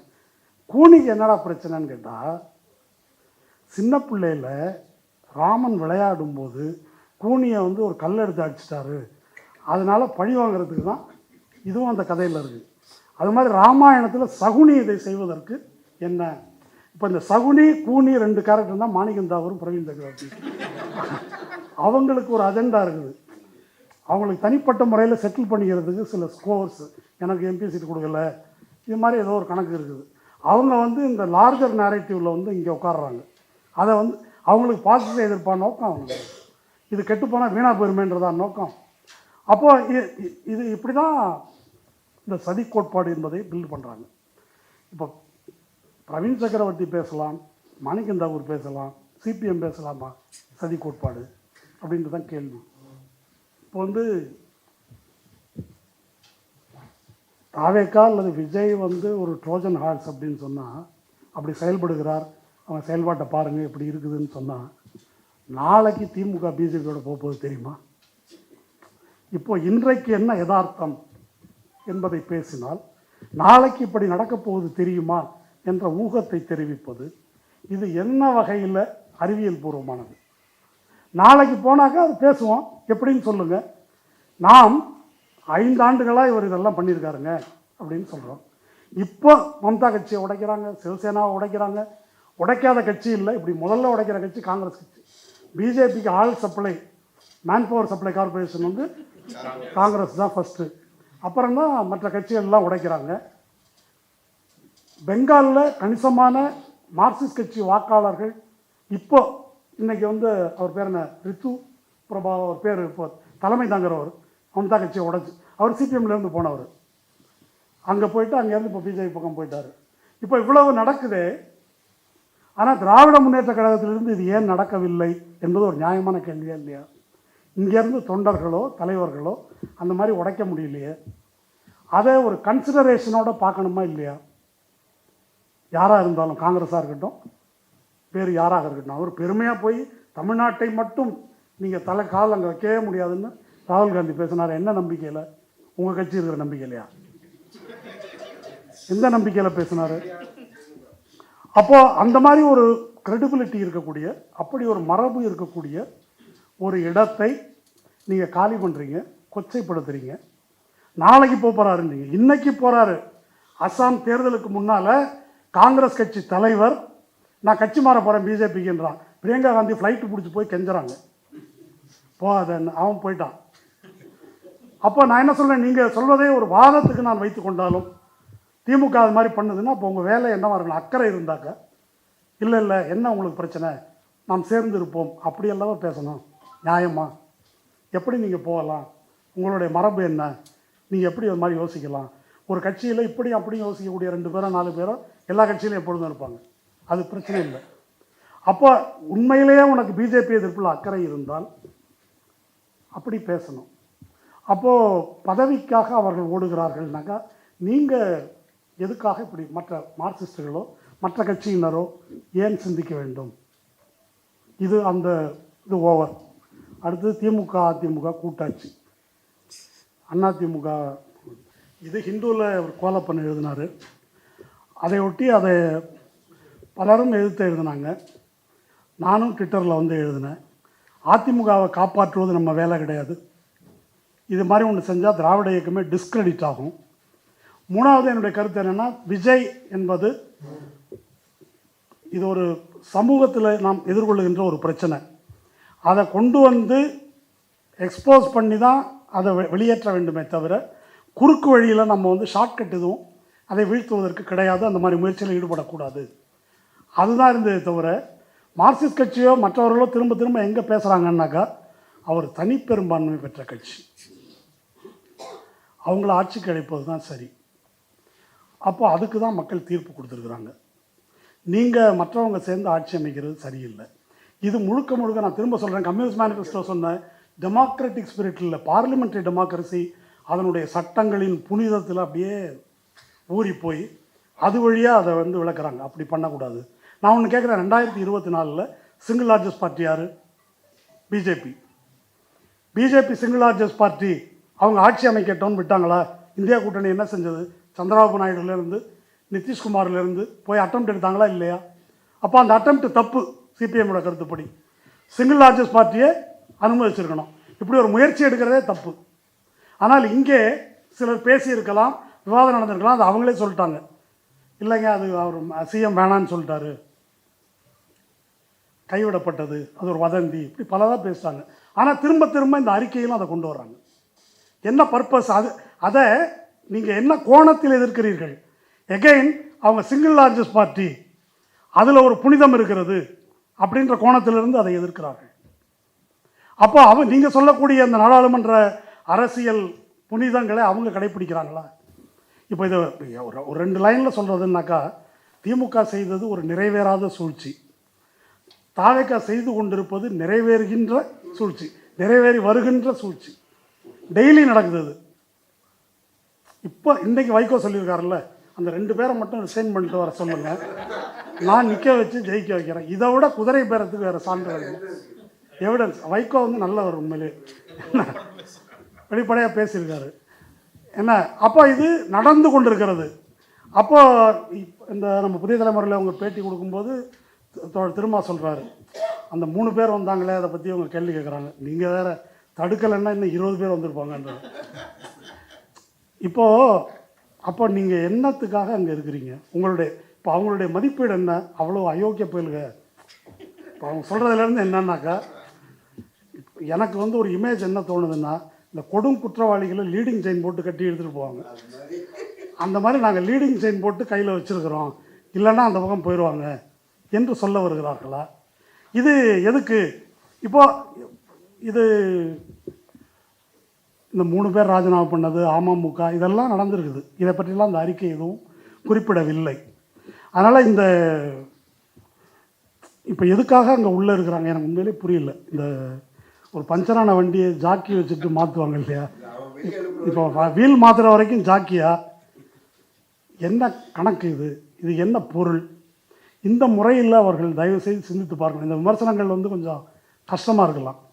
இது நான் சிபிஐ சிபிஎம்முக்காக மட்டும் சொல்லவில்லை, பிசிகாவும் இதில் அடங்கும். ஏன்னா வந்து கடைசியாக தேர்தலின் போது இந்த எஸ்ஐஆர் நடந்துகிட்டு இருக்கும்போது இந்த இவங்க இருக்கிறாங்க இல்லையா, பிபிஓ, அவங்களுடைய தற்கொலை இதெல்லாம் நடந்தது இல்லையா? அப்போ அதை ஒட்டி ஒரு கூட்டம் தொடர் திருமாவோடு அவங்க விடுதலை சிறுத்தைகள் அலுவலகத்தில், ஆமாம், அம்பேத்கர் திடலில் நானும் தான் பேசினேன், அவர் தோழரோட பேசினேன். அப்போ அந்த கூட்டத்தில் அவர் பேசுகிறார், பாசிச எதிர்ப்பின் முக்கியத்துவத்தை பேசுகிறார், கான்ஸ்டியூஷனை காப்பாற்றுறது தான் முக்கியன்றதை பேசுகிறார். 3வது வந்து இந்த மாதிரி 2 சீட்டு 4 சீட்டு 5 சீட்டு அதுக்காகன்னு பேசுகிறாங்க. அதுவா முக்கியம்? இதுதான் முதன்மையானது. அது இல்லாமல் அவர் உட்சாதி அரசியலில் இந்த சாதியின் துரோகின்னு என்ன பேசுகிறாங்க. நான் சாதி ஒழிப்புக்காக வந்தவன், இதுக்கு நான் வந்து பலியாக மாட்டேன் அப்படின்னு அதை எதிர்த்து பேசுகிறார்.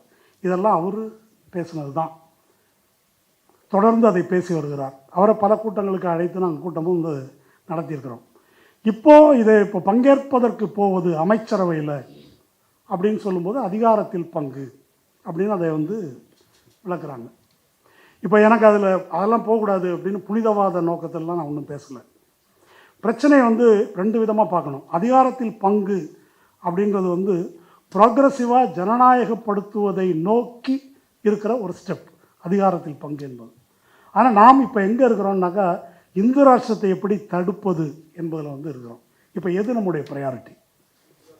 இந்து ராஷ்டிரத்தை தடுப்பது என்பதற்கான முயற்சியில் அந்த பக்கம் நிற்பதா, அல்லது அதிகாரத்தில் பங்கு அப்படின்னு சொல்லி பாசிச எதிர்ப்பில் எள்ளளவும் ஈடுபாடு இல்லாத ஒரு ட்ரோஜனாக செயல்படக்கூடிய சந்தேகத்திற்கு இடமான நான் ஐடியாலஜிக்கல் கும்பல் அதோடு வந்து போய் சேருவதா என்பதுதான் கேள்வி. அப்புறம் புனித பாண்டியன் எழுப்பியிருக்கிற ஒரு முக்கியமான கேள்வி இருக்குது.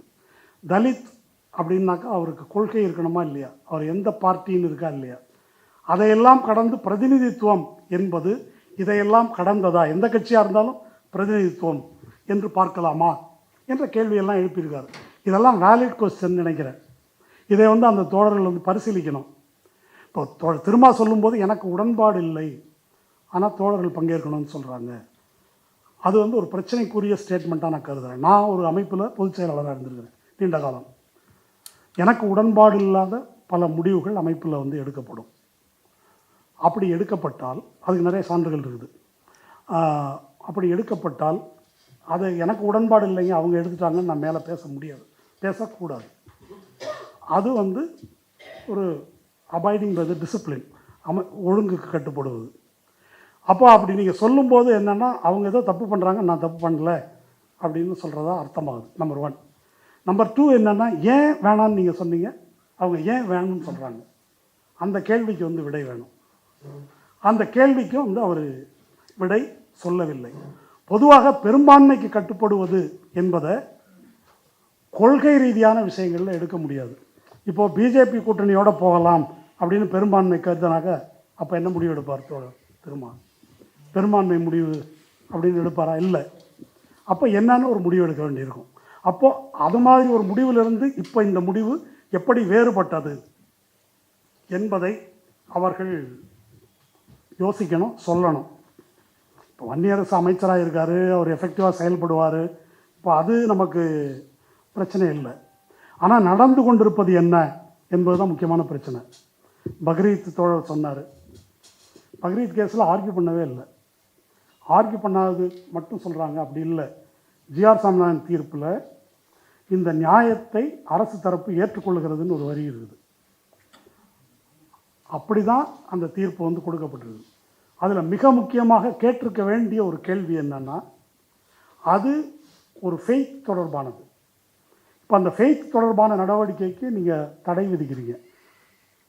அதாவது அதில் 2 பார்ட் இருக்குது. ஒன்று, பொது இடத்துல எங்கே வேணால் வெட்டக்கூடாது, அதற்குன்னு டெசிக்னேட்டட் பிளேஸில் தான் வெட்டணும் அப்படின்றது ஒரு பார்ட். 2வது, அவர் வந்து பசுவின் புனிதம் பற்றி அரசமைப்பு சட்டம் என்ன சொல்லுது, புராணங்கள் என்ன சொல்லுது அப்படின்றதெல்லாம் அந்த தீர்ப்பில் சொல்லிட்டு வர்றாரு. அப்போ நீங்கள் வந்து முஸ்லீம்களுடைய ரிலீஜியஸ் ரைட்டில் நேராக தலையிடுறீங்க, ஆர்டிகல் 25 ரைட்டில். அப்படி தலையிடும்போது அந்த தரப்பை வந்து ஒரு பார்ட்டியாக சேர்க்காமல் இதில் தீர்ப்பு சொல்வது, பேசுவது என்பதே தப்பு. அது இயற்கை நீதிக்கு எதிரானது. இந்த கேள்வியையே இந்த அரசு எழுப்பவில்லை அப்படின்றது முக்கியமானது. அந்த பக்ரீத்தை பொறுத்த வரைக்கும் இப்போ இந்த கோயம்புத்தூர் சர்ச் ஒரு தீர்ப்பு வந்துருக்குது. ஒரு மாரியம்மன் கோயில் இருக்குது, பக்கத்தில் ஒரு சர்ச்சு கட்டணுன்றாங்க. அந்த சர்ச்சு கட்டுவதற்கான நிலம் அப்படின்றது வந்து பொது இடத்தையும் பட்டா லேண்டுக்கு வெளியே ஆக்கிரமித்ததாக உள்ளது, கொடுக்கக்கூடாதுன்னு இந்து மக்கள் கட்சியிலேருந்து ஒருத்தர் விடுமுறை கால நீதிமன்றத்தில் போடுறாரு. அது கரெக்டாக இவர்கிட்ட தான் வருது. இவர் அதை வந்து விசாரிக்கிறாரு. விசாரிச்சுட்டு பட்டா லேண்டுக்கு வெளியே கட்டக்கூடாதுப்பா அப்படின்னு ஒரு தீர்ப்பு சொன்னால் அதில் நமக்கு எதுவும் பிரச்சனை இல்லை. ஆனால் பெரும்பான்மை சமூகம் ஆட்சேபிக்கும் போது அதை கணக்கில் கொள்ளாமல் நீங்கள் எப்படி அதில் முடிவெடுக்க முடியும் அப்படின்றது ஒன்று. அதோடு நிறுத்தலை. ஒரு பாரம்பரியமிக்க ஒரு கோயில் இருக்கும்போது அதுக்கு பக்கத்தில் பெரிய சர்ச் ஒன்று கட்டுறாங்கன்னா அதுக்கு ஏதோ ஒரு உள்நோக்கம் இருக்கணும் இல்லை? இப்படி போகுது அது. இது எதையுமே அரசு தரப்பு எதிர்க்கவோ சேலஞ்சு பண்ணவோ வாதாடவோ இல்லை அப்படின்றது அடுத்தது. அப்புறம் அறநிலையத்துறை கல்லூரி நடத்தக்கூடாது, கடை கட்டக்கூடாது. இது வந்து சீரியஸான ஒரு சித்தாந்த ரீதியான ஒரு பிரச்சனை. திராவிட இயக்கத்தின் அடித்தளத்தை உலுக்குகின்ற ஒரு பிரச்சனை. வெறும் அர்ச்சகர் பிரச்சனை மட்டும் இல்லை. அது அறநிலையத்துறை பிரச்சனை பொறுத்த வரைக்கும் லேண்ட் சீலிங் கொண்டு வரும்போது, இதை முன்னமும் நான் சொல்லியிருக்கிறேன், 70s கலைஞர் நிலச்சீர்திருத்த சட்டம் கடவுளுக்கும் பொருந்தும்னு கொண்டு வர்றார். கடவுளுக்கும் பொருந்தும்னா 15 ஸ்டாண்டர்ட் ஏக்கர் கோயிலுக்கும் பொருந்தும், அதுக்கு மேலே கோயிலுக்கு இருக்கின்ற நிலங்களை உழுபவனுக்கு நிலம் என்ற முறையில் ஒரு ரீசனபிள் காம்பன்சேஷன் கொடுத்துட்டு அவங்க எடுத்துக்கணும் என்று அவர் கொண்டு வருகின்ற திருத்தம் அன்றைக்கு இந்திரா அரசால் வந்து முடக்கப்படுது. அது அதோட முடிஞ்சு போச்சு. அது அப்போது இந்த நிலம் என்பது சாதி ஆதிக்கம், கோயில் வழியாக சாதி ஆதிக்கம் என்பது தான் வரலாற்று ரீதியாக இருக்கிறது. அப்போ ஏகப்பட்ட கிராமங்களை, சதுர்வேதி மங்கலம், தேவதானம், இது மாதிரி விஷயங்கள் எல்லாம் நூற்றுக்கணக்கான ஆயிரக்கணக்கான ஏக்கர் நிலங்கள் பார்ப்பனர்களுக்கு வந்து எழுதி கொடுக்கப்பட்டிருக்கு. வக்ஃப் போர்டு வந்தபோது அதை பற்றி நான் பேசியிருக்கிறேன். அதெல்லாம் இப்படி இப்போ இருக்குது. அப்போ இந்த நிலம் என்பதை கோயில் நிலம் யாரோ எடுத்துட்டாங்க. இன்றைக்கு கோயில் நிலத்தில் சிறு விவசாயம் செய்கிறவங்க இருக்காங்க, ஆக்கிரமிச்சிருக்கிறவங்க இருக்காங்க. மிக முக்கியமாக நகர்ப்பகுதிகளில் கடைகள், குடியிருப்புகள், சாதாரண மக்கள் இருக்கிறாங்க நிறையா. அதுக்கு சங்கம் வச்சுருக்கிறது சிபிஎம். அவங்க இப்போ வாடகையை உயர்த்த வேண்டும், வெளியேற்றணும், அப்புறம் இதில் கல்லூரிக்கு கொடுக்கக்கூடாது, இதெல்லாம் கொண்டு வரும்போது இதை வந்து அமல்படுத்தியிருக்குது இந்த அரசு. இந்த அறநிலையத்துறை அமைச்சர் அமல்படுத்தியிருக்கார். இதை யார் இப்போ இதுக்கெல்லாம் ஏதாவது ஒரு ஸ்டேட்மெண்ட் வர்றாங்க, நாங்கள் அதை சொல்லிட்டோம். திருப்பரங்குன்றம் கேஸு சுப்ரீம் கோர்ட்டில் அப்பீல் பண்ணியிருக்கிறாங்க. அந்த அப்பீல் பற்றி ஹிந்து வந்து ரிப்போர்ட் பண்ணியிருக்கு. அப்பீலில் எசென்ஷியலாக என்ன ஆர்குமெண்ட் வைக்கணுமோ எதுவுமே இல்லை. அது வந்து தொல்லியல் முக்கியத்துவம் வாய்ந்த ஒரு இடம். அந்த இடத்துல தீபத்தூணில் தீபம் ஏற்றினாக்கா அது தொல்லியல் ரீதியாக அந்த குகைகள் இதெல்லாம் இருக்குது, அதுக்கு பாதிப்பு ஏற்படும். இதை சொல்லி தான் ஸ்டே கேட்டிருக்கிறாங்க. இது நிற்காது. அந்த 2 நீதிபதிகள் தீர்ப்பே இதை பற்றி ட்வீட் பண்ணியிருக்கிறேன், பேசியிருக்கிறேன் நிறையா. இந்த இடம் அதுக்கு முக்கியம். அது அடிப்படையிலே அந்த தீர்ப்பு தவறானது. பாரம்பரியம் என்ற முறையில்னாக்க வழக்கமாக ஏற்றப்படும் இடத்தில் தான் ஏற்றணும். அப்புறமா இது ஒரு சிவில் கேஸு, ப்ரைவேட் கவுன்சில் தீர்ப்பு சொல்லியிருக்குது, இது ஹைகோர்ட்டில் விசாரித்ததே தப்பு. இப்படி ஒரு பெரிய லிஸ்ட் இருக்குது இதில் உள்ள முறைகேடுகள். அது தீபத்தூண் என்பதற்கு எந்த எவிடன்ஸும் கிடையாது. அது ஒரு சர்வே பில்லு. அடுத்தது அங்கே தீபம் ஏற்றப்பட்டது என்பதற்கான சான்றுகள் எதையும் அவர்கள் கொடுக்கல. இத்தனையும் டீட்டெயில்டாக அப்போ ஆர்கியூ பண்ணியிருக்கு டிஎம்கே பீரியடில். ஆனால் இப்போ சுப்ரீம் கோர்ட்டில் இவங்க எதையும் ஆர்கியூ பண்ணல. ஆனால் இந்த புதிய தலைமுறை தொலைக்காட்சியில் தோழர் சண்முகம் தைரியமாக அதை பற்றி கேள்வி கேட்குறாங்க. சுப்ரீம் கோர்ட்டே கொடுத்தாலும் விலைக்கு ஏற்ற மாட்டாங்க அப்படின்னு சொல்கிறாரு. என்ன தைரியம் எனக்கு புரியல. நான் உண்மையை சொல்கிறேன். ஹைகோர்ட்டு பெஞ்சுக்கு போயிட்டு வந்தபோது இந்த அரசு சரி வேறு வழி இல்லைன்னு விட்டுருவாங்கன்னு தான் நான் நினச்சேன். டிஎம்கே கவர்மெண்ட்டே சொல்கிறேன். இதை தாண்டி நிற்கிறதுக்கு வாய்ப்பு இல்லைன்னு. அதுவே எனக்கு ஆச்சரியமாக இருந்தது. இவர் வந்து சுப்ரீம் கோர்ட்டே கொடுத்தாலும் நிற்கும்ன்றாரு. அப்போ இது என்ன, இதெல்லாம் எப்படி நடக்குது? இப்போது எஃப்சிஆர்ஐ பற்றி எதுவும் பேசலை. ஒரு வழக்கறிஞர் வில்சன் விரிவாக வந்து எழுதியிருக்கிறாரு. பட்ஜெட்டில் பிஜேபி பற்றி ஒன்றும் இல்லை. அது நீளமாக போகலாம். அப்போது ஒரு ஒன்றியத்துடன் சுமூக உறவு, தினமலர் வந்து இணக்கம் அப்படின்னு தலைப்பு போட்டாங்க இல்லையா நான் கான்ஃபரன்டேஷனல். இது வந்து இதை போல் அயோக்கியத்தனம் வேறு ஏதாவது இருக்குதா? இப்போ யார் நம்ம வம்புக்கு போய் சண்டை போட்டாங்களா? இப்போ இது சொல்கிறது என்னன்னு கேட்டால், திமுக சும்மா எல்லாத்துக்கும் போய் ஒன்றிய அரசோட வம்பு எடுத்துக்கிட்டு தேவையில்லாத வேலைங்க. நம்ம வந்து சுமூகமாக இருந்தால் தான். டபுள் என்ஜின் சர்க்கார் அதனுடைய வேற ஒரு வெர்ஷன் இப்போ இவங்க பேசுகிறது. அப்போ அப்படி இருந்தால் தான் வாங்க முடியும் என்பதை இப்போ அவங்க அறிக்கையிலே அது இருக்குதே. ஒரு தேவையில்லாமல் எல்லா பிரச்சனைக்கும் போக மாட்டோம், தேவையில்லாமல் என்னென்ன பிரச்சனைக்கு போனாங்க ஏற்கனவே, அப்படி சொல்லணுமா இல்லையா? இப்போ இது எல்லாமே இப்போ தான் நடந்துட்டுருக்குது. இவங்க ஆதரவு கொடுக்கின்ற இந்த நிலையில்தான் நடந்து கொண்டிருக்கிறது. இத்தனைக்கும் பிறகு அந்த அறிக்கை இப்படி ஒன்று குறிப்பிடுது. புதிதாக அமைந்துள்ள ஆட்சியின் அரசியல் பொருளாதார கொள்கை என்ன என்பதை பொறுத்திருந்து பார்க்க வேண்டியுள்ளது. இதிலெல்லாம் தெரியலையா எதுவுமே? இப்போ ஒரு அப்பாயின்மெண்ட் போட்டிருக்கிறாங்களே, இந்த பட்டியலை நான் சொல்ல வேண்டியதில்லை.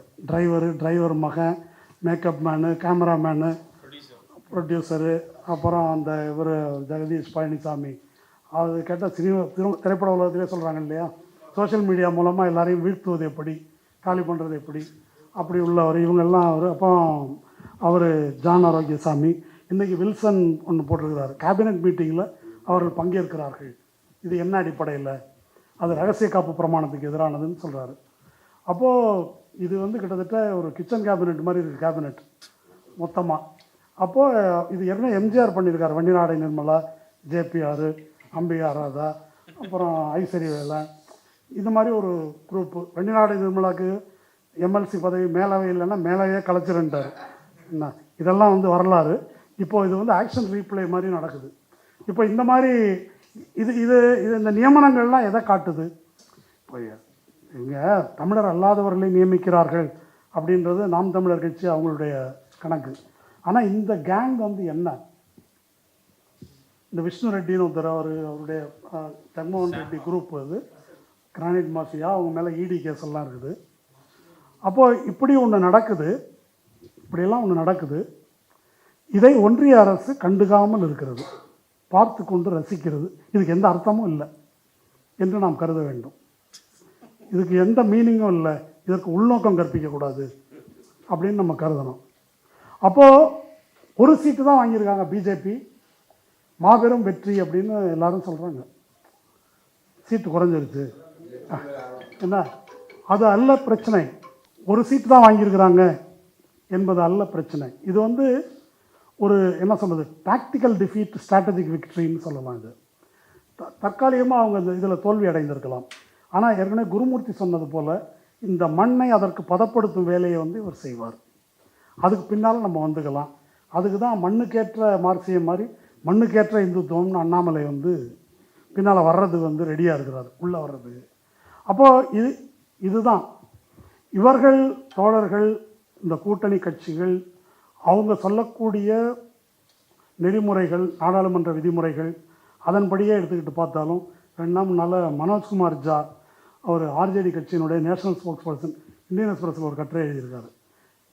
நபர்கள் கட்சி தாவுவது மட்டுமல்ல, அலையன்ஸ் தாவறதும் எப்படி நீதின்னு கேட்டிருக்கிறாரு. அது ஒரு வாக்காளர் வாக்களிக்கும் போது ஒரு ப்ரோக்ராமு, ஒரு சித்தாந்தம், ஒரு பாலிடிக்ஸுக்கு தான் வாக்களிக்கிறாங்க. அப்போ அலையன்ஸ் நீங்கள் மாறி போகிறதுக்கு உங்களுக்கு என்ன ரைட் இருக்குது? இப்போது இதை பற்றி விவாதிக்கும்போது, நம்ம தொலைக்காட்சிகளில் விவாதிக்கும்போது, சார் கூட்டணின்னா அதோட முடிஞ்சு போச்சு சார், அதுக்கப்புறம் அவங்கவுங்க போகிறது தான். அப்படி தான் அது ஒரு நியாயமாக அது விவாதிக்கப்படுகிறது.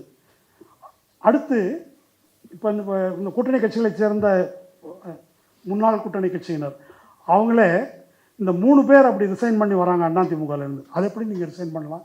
உங்களை நம்பி மக்கள் ஓட்டு போட்டிருக்கிறாங்க, நீங்கள் வந்து ரிசைன் பண்ணுறீங்க. இதனால் தேர்தலில் என்ன செலவு இருக்குது? நீங்கள் ஆளுங்கட்சியாக இருந்தால் தான் பண்ண முடியுன்றதெல்லாம் எப்படி சரி?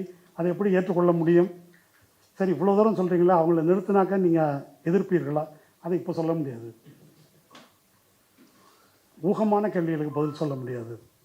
இது அந்த பேட்டியில் சொல்கிறாங்க. இப்போ அந்த 3 பேருக்கு நீங்கள் அந்த நியாயத்தெல்லாம் சொல்கிறீங்களே, உங்களுடைய வாக்காளர்கள் எதற்காக வாக்களித்தார்கள்? இந்த பாலிட்டிக்ஸுக்காக வாக்களித்தவர்கள். அப்போ அவர் மனோஜ்குமார் ஜா வந்து யாருக்கு எழுதுறாரு? அவர் வந்து மம்தா கட்சியை உடைச்சதுக்காக எழுதலை, சிவசேனாவை உடைச்சதுக்காக எழுதலை, இதுக்காக தான் எழுதுறாரு. நீங்கள் அலையன்ஸ் ஜம்பிங் எப்படி சரின்னு கேட்குறாரு. அதனுடைய நியாயம் என்ன என்ற கேள்வி கேட்குறாரு. இதை வந்து தோழர்கள் இந்த கேள்விகளுக்கு வந்து விடை சொல்லணும். முன்ன சிங்கூர் நந்திகிராம் பிரச்சனையை ஒட்டி புத்ததேவ் பட்டாச்சாரியாருடைய கவர்மெண்ட் வந்து டிஸ்கிரெடிட் ஆகிடுச்சு. ரொம்ப அவங்க மூர்க்கமாக அதிலேயே நின்னாங்க, தோல்வியை சந்தித்தாங்க. அப்போது சிபிஎம் கவர்மெண்ட்டில் அங்கே நிறைய பிரச்சனை இருந்தது. நான் போயிருக்கிறேன் அந்த பீரியடில் வங்காளத்துக்கு. அப்போ எம்எல் குழுக்களை சேர்ந்தவர்கள் ஒரு ஸ்ட்ரீட் கார்னர் மீட்டிங் நடத்துறது கூட கஷ்டம், அது கூட அனுமதி இல்லை. அல்லது லோக்கல் தாதா மாதிரி இருக்கிறவங்க இது பண்ணுறது, தலையீடு, இந்த மாதிரி பிரச்சனையெல்லாம் இருந்தது. அது பெங்கால் பாலிட்டிக்ஸ்லேயே இருக்கிறது. அது சிபிஎம்மோ மம்தாவோ அப்படி இருக்கிறது. அப்போது இந்த சிங்கூர் நந்திகிராம் பிரச்சனை வந்தபோது இந்த சிபிஎம் எப்படியாவது தோத்தா சரி, 34 ஆண்டுகள் அவங்க பதவியில் இருந்திருக்கிறாங்க, தோத்தா சரி அப்படின்னு சொல்லிட்டு இடதுசாரிகளிலே பல எம்எல் குரூப்ஸ் அவங்கெல்லாம் மம்தா பானர்ஜி ஆதரிக்கிறாங்க. அதன் மேலே ரைடு பண்ணி தான் மம்தா பானர்ஜி வராங்க. அப்போது ஒரு கேள்வி, ஒரு விவாத பொருள் வருகிறது. சுமதா பானர்ஜி என்ற இன்டலெக்சுவல் பத்திரிகையாளர் அப்போ எழுதினார். அவர், நீங்கள் மம்தாவை எதிர்க்கிறது, நீங்கள் சிபிஎம்ஐ எதிர்க்கிறதுனா அதை எதிருங்க, Mamata is not the alternative அப்படின்னு சொல்லி அப்போ எழுதினார். ஏன் Mamata is not the alternative? Mamata அவசர நிலை காலத்தில் கம்யூனிஸ்டுகளுக்கு எதிராக கொலைபாதகம், பச்சை படுகொலைகள் செய்த சித்தார்த்தர் சங்கர் ரே அவரால் வளர்க்கப்பட்ட ஒரு நபர். ஒரு ரவுடிஸ்ட் அரசியலில் தான் அந்த அம்மாவுடைய ஆரம்பமே. அந்த பார்ட்டி இன்னை வரைக்கும் அப்படி தான். இதெல்லாம் அது அவங்க பிஜேபி எதிர்க்கிறாங்கன்னாலும் இட்ஸ் அ ரியாலிட்டி. அப்போது அது மாற்று இல்லை அப்படின்னு சொல்லி அப்படி ஒரு ஸ்டாண்ட் பாயிண்ட் எழுதி விமர்சித்திருக்கிறோம். இப்போ இந்த கூட்டணியை விடுவதற்கு என்ன காரணம்?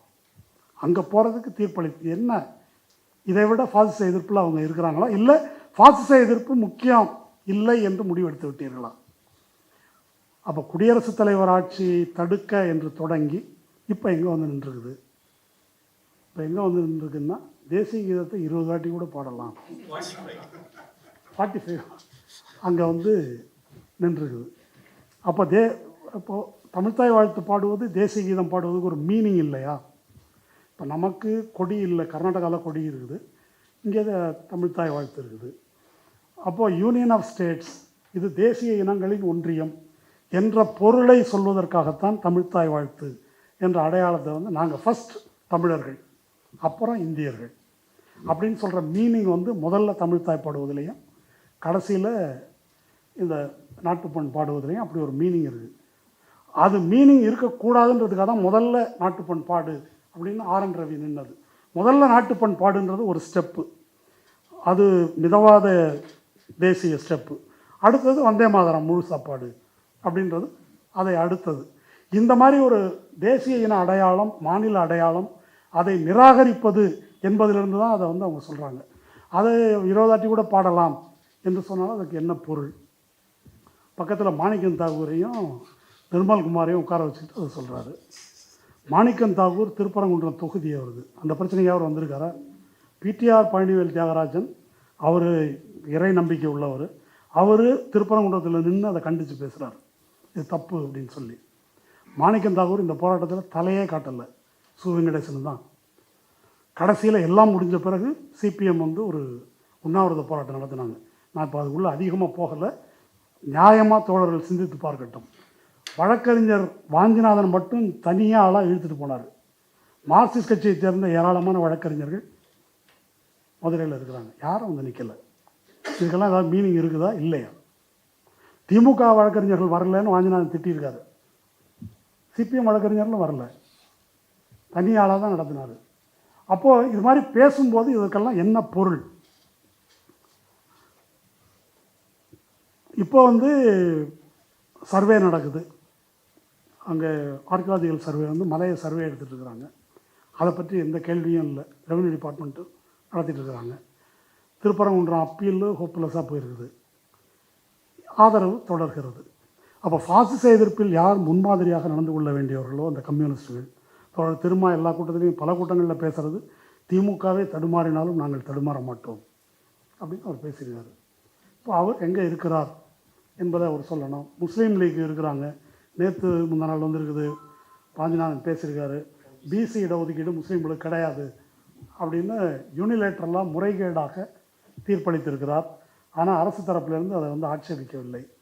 அரசு தரப்பில் வழக்கறிஞர் நியமனம் பூரா ரைட் விங் ஆட்கள் அப்படின்னு எனக்கு தகவல்கள் கிடைக்குது, அப்பாயின்ட் பண்ணப்பட்டிருக்கிறவங்கெல்லாம். அதை பற்றி எந்த அப்ஜெக்ஷனும் இல்லை. முஸ்லீம் லீக் வந்து உள்ளே இருக்கிறாங்க.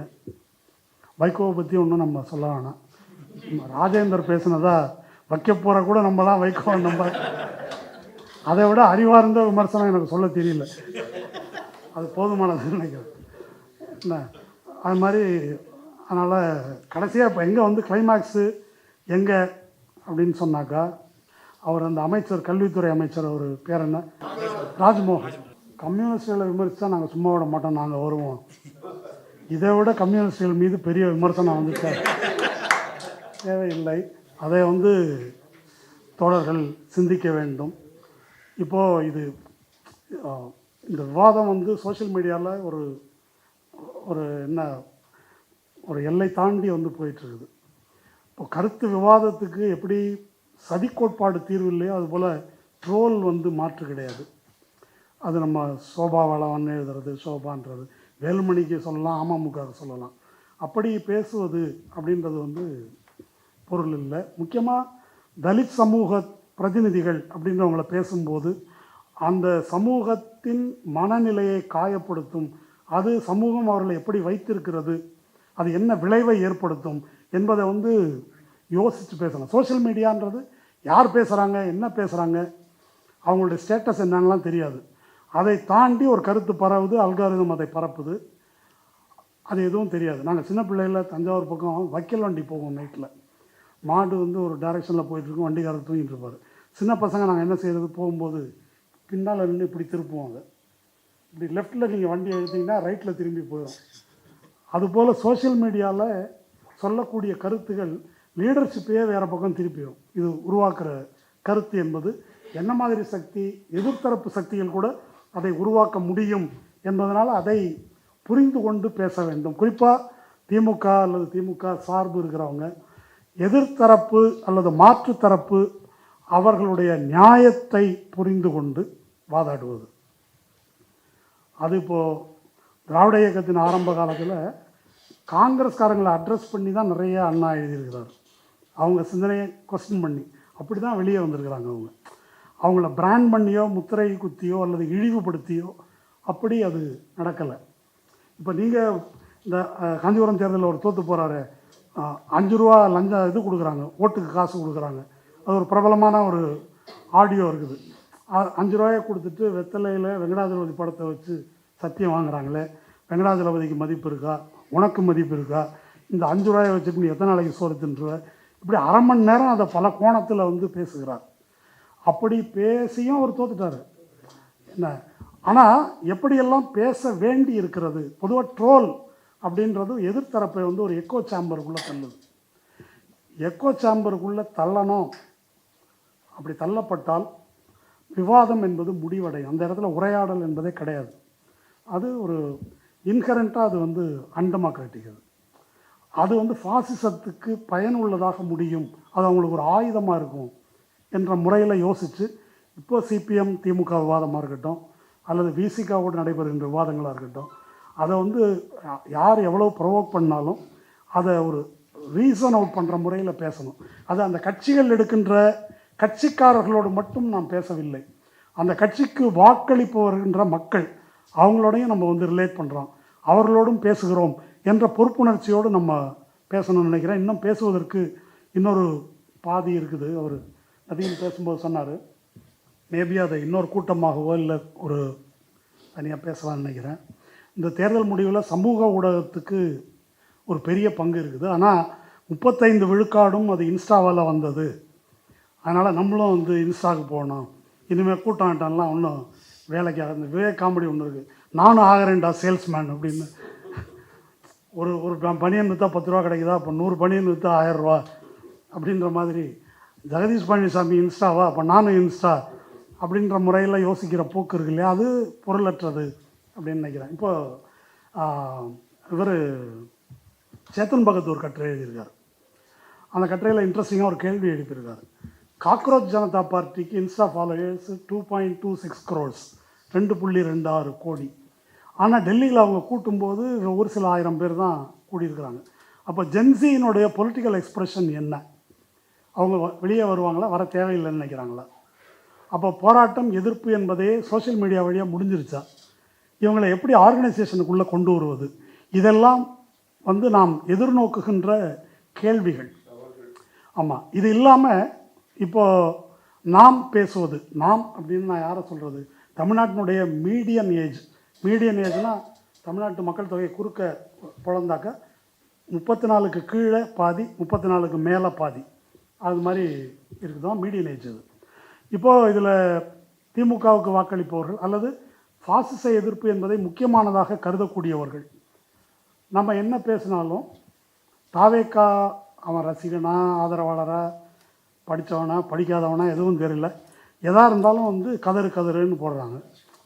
இந்த டைப்பில் வந்து ரியாக்ட் பண்ணுறாங்க.